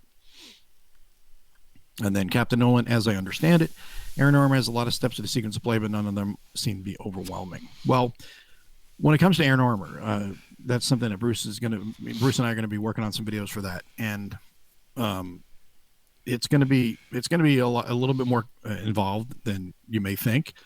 Looking at it, it's going to be ballpark. The rule book should be around 110 pages, and contrary to NATO, where it was 87 pages because of a lot of verbose directions in the rules. Iron Armor is going to be verbose, but it's not going to have that. There was a lot of repetition in NATO. Like, this piece of information would be in this section.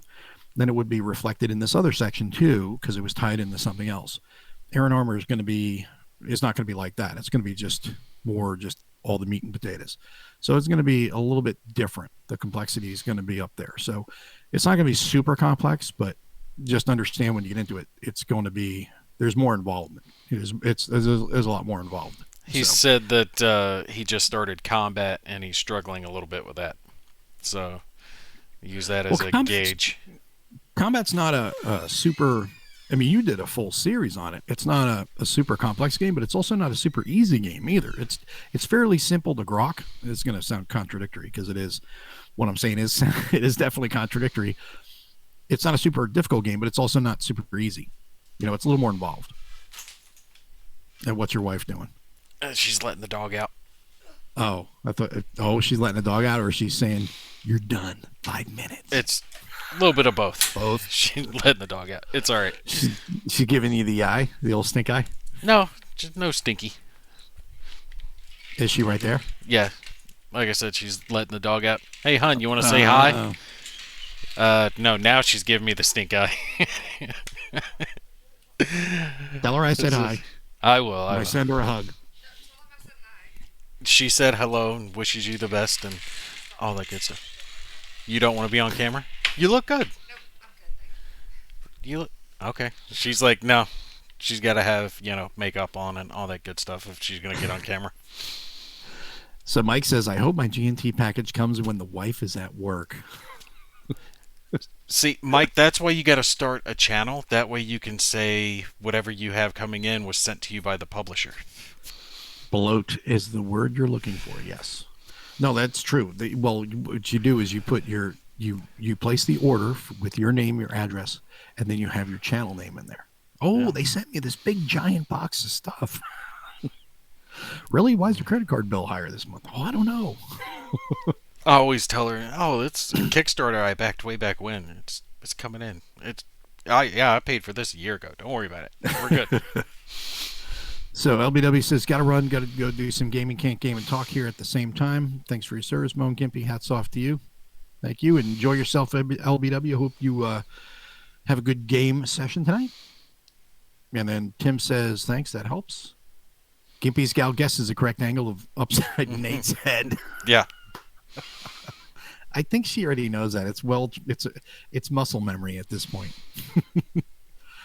So Captain Nolan ordered Iron Armor and NATO as his first Compass games. Watched a couple of interviews of Bruce and a playthrough of Iron Armor, and it looks great to me. So you watched the Compass show with John, and where Bruce and Fred played through Iron Armor, and some of the interviews he's already done talking about Iron Armor, which I think are pretty interesting and will give you good insight into the game, because Bruce is a great interview, and he really is excellent at getting across the point about the game. So glad that those helped, and you made your purchases, and you're not going to be you're definitely not making a bad choice with either or both games, and I would strongly recommend both. Now, there is a better choice.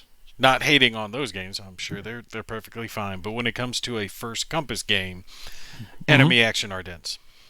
Oh yeah, no, that's goes without saying. I mean, that's a great game, great designer, but different subject matter. World War II, modern. Well, yes, hypothetical World War III. Wholly different. But as far as like solitaire gaming, wargaming, there's very few that are to that level. I think that one's just bar none one of the tops. Well, the other, that's another one too that I've had to explain to people. Sometimes people say, "Wow, that's a lot of money for that game," because it's not a cheap game. It's expensive. And, we've already talked. Compass has already explained too. Printing in the United States is not cheap, so their costs go up. On top of that, you have to remember you're getting 3 separate games in that box. You're getting a German solo, an American solo, and a 2-player game. And, well, no, that's easy. No, it's not. You're getting 3 maps, 3 rule books. So you're literally getting 3 separate games. So that also adds to it. So again, it comes down to ballpark it at about $40-something, $42 or something like that a game for the 3 games. Now, so yeah, to be fair, even if you're not looking for the competitive aspect, it's at least 2 games. American solo, German solo. So even if you divide it that way, you're looking at 60 each. Yeah. I mean, you're getting value in the box is the point.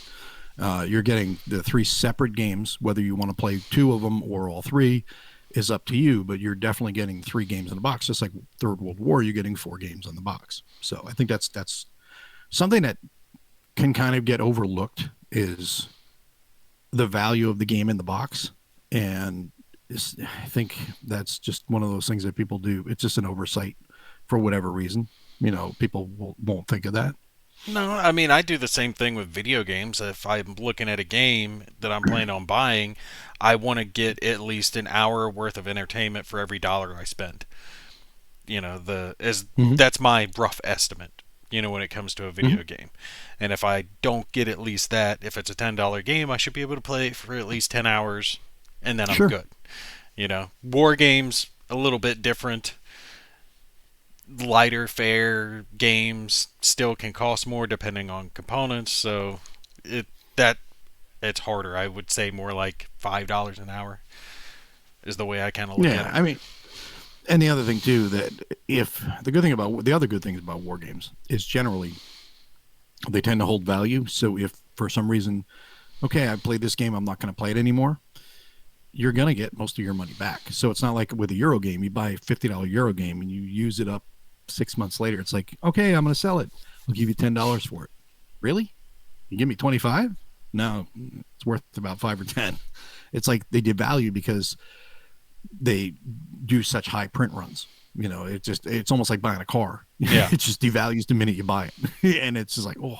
Whereas a war game, smaller print runs and higher demand, people will come in, miss a print run, and then it's done. It's not getting reprinted or whatever, or it might not get reprinted for a year. Somebody wants it now. Well, you can sell it and get your money back. What? You're Well, not well, going to worry about it too much. what's the name of that game? The British and the Falklands, real big solitaire game. Where Uh, there's Discord. where there's Discord. Mm-hmm. That game has turned kind of into an investment, right? So if you have a copy of that game, you can sell it I for do. more than it's Mm-hmm. worth. You know what I'm saying? Yep. So depending on the game, it can end up actually going up in value, Oh especially yeah. if it turns into a rare little gem, something like that, that it's harder to come by, or maybe Well, I something like told you Case I'm Blue. I'm looking to retire within the next 5 years, and that's why those 60 cases of shrink wrap case blue are going to come in handy. Yeah, you could retire on that one, man. Oh hell yeah! I mean, I could just slowly trickle them out at $400 a pop. I maybe even go higher, go up to $700 if anybody buys, and they buy it, and then they kind of come down a little bit. And it's like, oh yeah, I'm not into war game speculation, but it does show you that you're not going to take a devastating loss. You're not going to spend $80, $100 on a game and then sell it for $20. Yeah, Some you of them get might most be of if it. they're a stinker, but you're going to get at least half, if not more, back, which is good. Yeah, see, miniature games don't even hold their value like that. They No, have no, more. the miniatures will, but the rule books may not. It depends on the game. If it's I'm thinking something like Gloomhaven. A game that comes Mm-hmm. with the miniatures. Depending on the game, if it doesn't sell all that well, then the miniatures are pretty much useless. So something that could have a lot of stuff in it becomes essentially worthless. It just Well, depends on its that's a popularity. Mike Anthony. That's a great point. Some niche Euro games are hard to find and fetch high collector prices. There was a game that I bought, and then I just saw it. A friend of mine just saw it. They texted me, "Hey, is this game any good?" And I was like, "Dude, give me a couple copies of that." It was the Thing Outpost 51 or whatever that was, the last outpost. Or I forget the full title of that game. Bought that a few years ago when it was impossible to find, and I literally got it for a song, and I knew that it was a very hot, ticket on the market. So I ended up buying it for a song and flipping it for $150.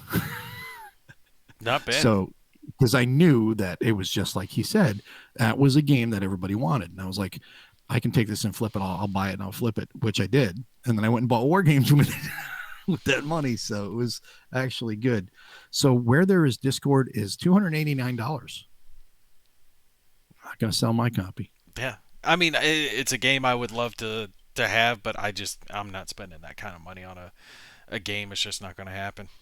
Well, no, Stigler says games might hold value, but they don't appreciate. Some people think they're dealing with rare coins or stamps with games, and that's silly. I agree. It's not like we're speculating, and I'm going to buy 4 copies of 1985 Under an Iron Sky, and I'm going to wait 5 years, and then they're going to be worth $5,000 each. No, No. that's not going to be the way it works. But if you decide to sell the game, you have to sell it for, say, you're either moving on from that era of gaming, or you don't want to play that game anymore, or you're forced to, you have to move and you have to downsize your collection. You're not going to take a bath when you sell the games, is the point, is what I was going on, compared to like Euros. You're going to take a bath on those because they're a dime a dozen, whereas a war game will hold a decent value. So that's what I was going at. Some of them will fetch a premium, but But I'll tell you, there's a company out there that if you want something that's rarer, harder to find, they generally have it, but they are going to make you pay through the nose to get it. And that Mhm. just, it drives me nuts. I hate seeing games that, I would love to get to my table, but they don't even have it listed at a reasonably exorbitant price. So like 300, 400, depending on the game. We're talking Yeah. they want $500, $600, $700 for it. And it's like, dude, no. Hmm. You know, I'm not going to name them just in case, but everyone knows who I'm talking about. I saw a card pack, just a card pack. I think this had 14 cards in it total, right? And it's Hmm. just a small expansion for a little Warhammer card game, and they had it listed for something like $95. Well, $95. it's capitalism, man. No I'm one, going to charge you $95. Are you going to be foolish enough to spend it? no one's going to buy it for that price. All their prices are through the roof. They're Yeah, exorbitant as hell. then they go on a sale and they sell it for $89 or $74 or something, and people, oh, it's on sale Now, because yeah, they've had everybody conditioned to $95. Now it's on sale for 65. Oh, that's a great deal. I'm buying it now before it goes back up. no, It's sales is all it's all psychology, man. I got It burned by really them comes down to. one time, and it really put a sour taste in my mouth. There was a Grail game Mm, that was on eBay that I was bidding on, and it was between me and this other buyer, and he ended up bidding me out of it. And to be fair, it is capitalism. He mhm, outbid me, but what bothered me is I had checked that site right beforehand, and they mhm, didn't have it. Few weeks later, after the game had been shipped, they've got that exact game listed after they beat mm. me on eBay for it, but now they're trying to flip it for 2.5 times what it was sold for Sure. on eBay. And I'm like, someone could be enjoying that. That someone could be me. But you're a dick. I get it. It It's it just capitalism, man. that's the thing. I get That's the capitalism. purpose behind it. I just hate it when I'm the one that gets burned by it. You know what I mean? We all do. We all do. But that's just the way it goes. And sometimes you win, sometimes you lose. But when it comes to, I've never bought it. Wait, I think I might have bought one thing from them. But from what I understand, a lot of people go there because they'll have something you're looking for. More often than not, they'll have something you're looking for, but you'll pay for it. And Yeah. that's, I'm like, if I want something that bad, I can either wait and catch it on the market, or I'll just ask around and say, hey, if anybody's looking to sell a copy of this, let me know. Because it's not time critical. I can wait 2 weeks, 2 months, whatever, until someone wants to sell one. And you get the feelers out there. You let everybody know, hey, I'm looking for a copy of this, and then people say, oh, yeah, I know someone who's looking for a copy of that. And then word gets back to you, and they say, yeah, how much you want for it? Oh, that's a fair price. Yeah, I'll pay it. Or no, that's too much for me, or whatever. But uh, squad leader and shrink. How much for squad leader and shrink? Oh, the Depends original on which. squad leader. Yeah, depends on what you wanna where you're going. What site. Starship Trooper, nice. Now, Rob says he used to flip PC computer war games like that 25 years ago. Bought them at a local used bookstore for $5, sell them on eBay for as much as $100. That's crazy. Now you can get them all on abandonware sites, which is true. Yeah, a lot of them are hard to find. That's very true. You have to do your homework. Buyer beware. You just have to. I mean, that's on you. That really is. It's on all of us. What is your? It's on all of us to know the price, the value of a game. Roughly the ballpark of it, and then on top of that, how much is the value to you? The game may technically be worth $50, but you really want it, you'll pay 75, and you can. So you pay the 75, and that's what they're looking to capitalize on that. So everyone has different levels of where they're going to go. What they're willing to spend. See, I told you people knew exactly who I was talking about. Oh, I I know. knew right away too. I did buy one game from them that actually ended up panning out in my favor, and I paid. It was reasonable. It cost a fair bit more, like 20%, not 500%. Hmm. And got the game, did my little review on it, and then down the line, the publisher ended up contacting me because I was one of the few guys here in the States who was actually covering the game, and he Hmm. ended up sending me some more copies of it, updated copies, and things like that to cover because he liked Nice. the original review that I had done. I was like, all right, Hmm. that ended up working out in my Cool. favor. Yeah, no, that's good. And the bottom line is we're all in it together. As far as helping out publishers get word out about their games and gamers understanding games and getting each other's sites getting recognition. So that way people subscribe, and the more voices we have out there, the better the content gets. The more content there is out there, the better the content gets, because you're getting more things covered. Just like today, we've got a number of publishers, and they're all covering different areas, and they're digging into areas that maybe 30 years ago wouldn't. No, we're not going to touch a game on that, or we don't care about it. We want to make Gettysburg, Bulge, Stalingrad, the big games. We're going to keep pushing games out like that. But now you got different subjects that are covered by publishers, and different areas of gaming that's covered by different content creators. And it's just, I think right now we're in a really fantastic time for wargaming. It is just amazing. And it is most amazing right now for anybody who's into modern hypothetical World War III. It is just an amazing time for that. I'll tell you right now. Yeah, I was gonna say it seems like every other game that comes out is World War III. And I like it. I'm okay with it. I'm good with it. I I like think it, it's a but it's not glorious the time. it's not the best. Jester's in the house. He says you have to weigh how much you want the game, and that determines how much you'll pay. If you want it bad enough, then you'll pay more. Yep, exactly. Purple for 18,000. What the hell is he talking about? What? He said purple for 18,000 on BGG. Maybe that's a Not mistype. sure. Maybe 180 is what he's talking about. Thing is this: SSI PC games come with colorful and elaborate rulebooks, maps, and other stuff. Purple for 18. Who's selling a game for 18 grand? Mm. That's crazy. I didn't play too much of the old SSI stuff. I did play Final Liberation a lot when I was a kid. Nice. You remember that, the Warhammer game? We used to play the hell out of that. It was a strategy game, it's the hex and counter type stuff, but it was the epic On a level. computer, or was it on Computer. console? No, I don't computer. remember that one. You had the Titans, the infantry troops, tanks, Lehman Russes. Hmm. It was orcs versus Space Marines. Well, Space that's Marines why. and National Guard, or not That's National why. Guard, Imperial Guard. Space Works versus National Guard. What the hell kind of Yeah, game are you playing, man? that would have gone badly for the National Guard. No, they've got a modern day version of that now, actually on Steam. It's pretty Okay. decent, so you don't have Yeah, to pay no, the I've not. exorbitant prices. No, I've not. I've not played that one. Yes, this is a good question. When are we going to see Whiskey Charlie versus the War Room in Armageddon, Battle for Armageddon? Something we've been talking about. Just unfortunately, scheduling has been tough for me. We're let's see, April.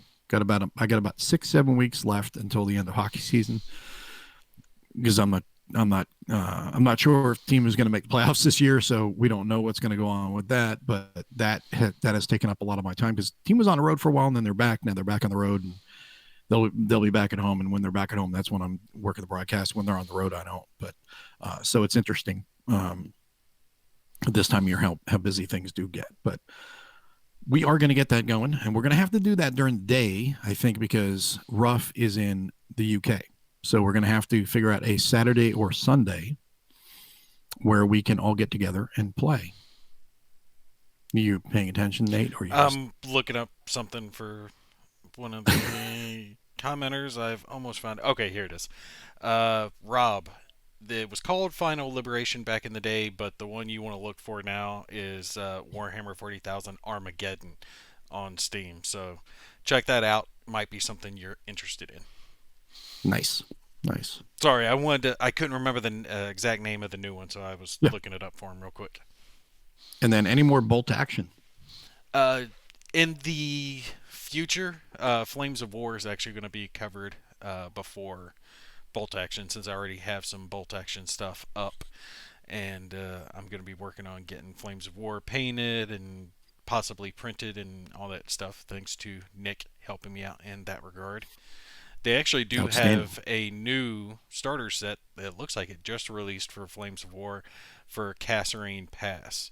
So it's Hmm. the Germans Nice. versus Americans. They've got a bunch of Shermans, the M3 Lee, some Stuart tanks, and then the Germans have a handful of Panzer IIIs and Panzer IVs and some anti-tank guns. But no infantry come with that one. So I'm debating on that one versus the Hit the Beach one, which has fewer tanks but infantry bases included with it. So I'm not sure which way I'm going to go yet. Nice. And like Jester says here, trying to get 6 guys all to have a free day and schedule is going to be tough, but we'll work on it for sure. No, we're definitely going to do it. I think it will be a blast of a time to get all of us together talking trash. And it's not even going to be Whiskey Charlie versus the War Room because it is 6-player free for all for the most part. Because yeah, you can ally with each other, but you're also going to hey man, I'm your friend, stab in the back, and drop a nuke on them.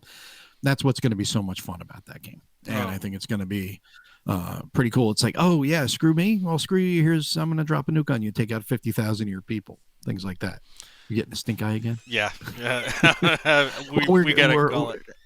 Yeah, no, I mean, well, we were getting ready to wrap it up here. I was just trying to see if there was anybody else to get. And then Lance is going, I didn't work on that module for nothing. No, we definitely are going to get that in there. But we will figure out when we're going to be able to do that. Because like I said, 6 players, we got to get 6 people together. And one of them is in the UK, which also takes into it. That also gets taken into account. Hey, what's going on? Hi. We got our new co-host. Hi, how you doing? I'm 7 years old. You're 7 years old? Yeah. When are you turn 8? When's your birthday? November 23rd, November 23rd. I thought he was going to say November 23rd and 24th. He's going to try to squeeze 2 birthdays out of that.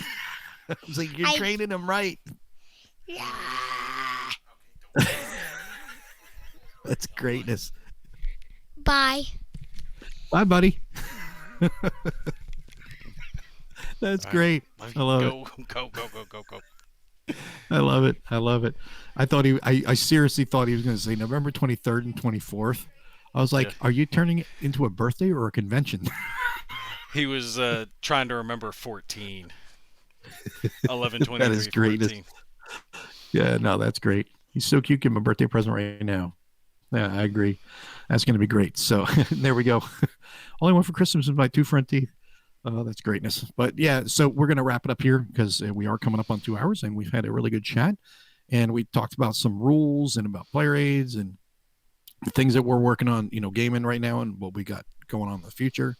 And then we kind of just diverged into a whole bunch of other subjects as well. But really appreciate you guys tuning in tonight and joining us in the show and adding your comments and your questions here. That's what this is all about, having this good interaction between us. And Nate, what do you got coming up on your channel soon?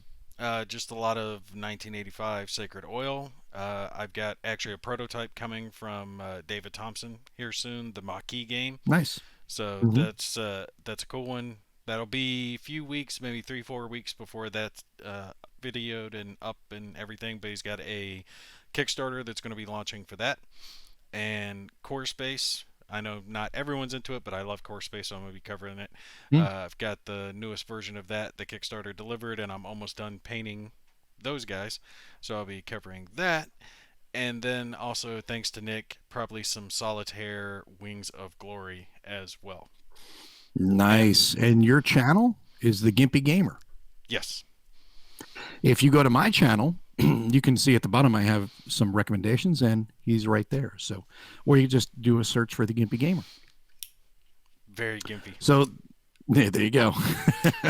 But again, appreciate you guys tuning in. The next thing that'll be on my channel is Learn to Play for the Conquistadors that we did last week. So that'll be up on the channel here, hopefully tomorrow. And I've got to get through the last things tonight on it, then re-render it and upload it. And we should be done with that. And then everyone will be able to enjoy that. And then I may even throw something a little different in the channel. I've got it. I've just not posted it up yet. I did record a couple of sessions of Sniper Contracts too. So I may throw that up there this week, at least one of them, which was just me screwing around, shooting some stuff, I saw ghosting some you guys. playing And that. yeah, it's fun. It's brainless fun. I had a good time with it. So I shot 2 videos, and I'll probably post the first one up this week, and then the second one, which is better in my opinion, because I end up setting up this. Oh, I'm so smart. I'm gonna, take this dude out. So I set up all this stuff behind me, to kill all the bad guys that are going to come in. I'm like, I'm going to get hammered on this. I know this. I set out gas traps. I set out booby traps, everything. Well, these guys all got hosed, and then I killed them, and then the traps killed them as well. And then as I go to run to the exfil area, I set off one of the booby traps and kill myself, which was just a great finish to the mission. So Well much laid fun. plan, man. Well laid plan. Exactly. But once again, guys, really appreciate you guys tuning in tonight, and we will see you on the next episode. Have a great night, everyone.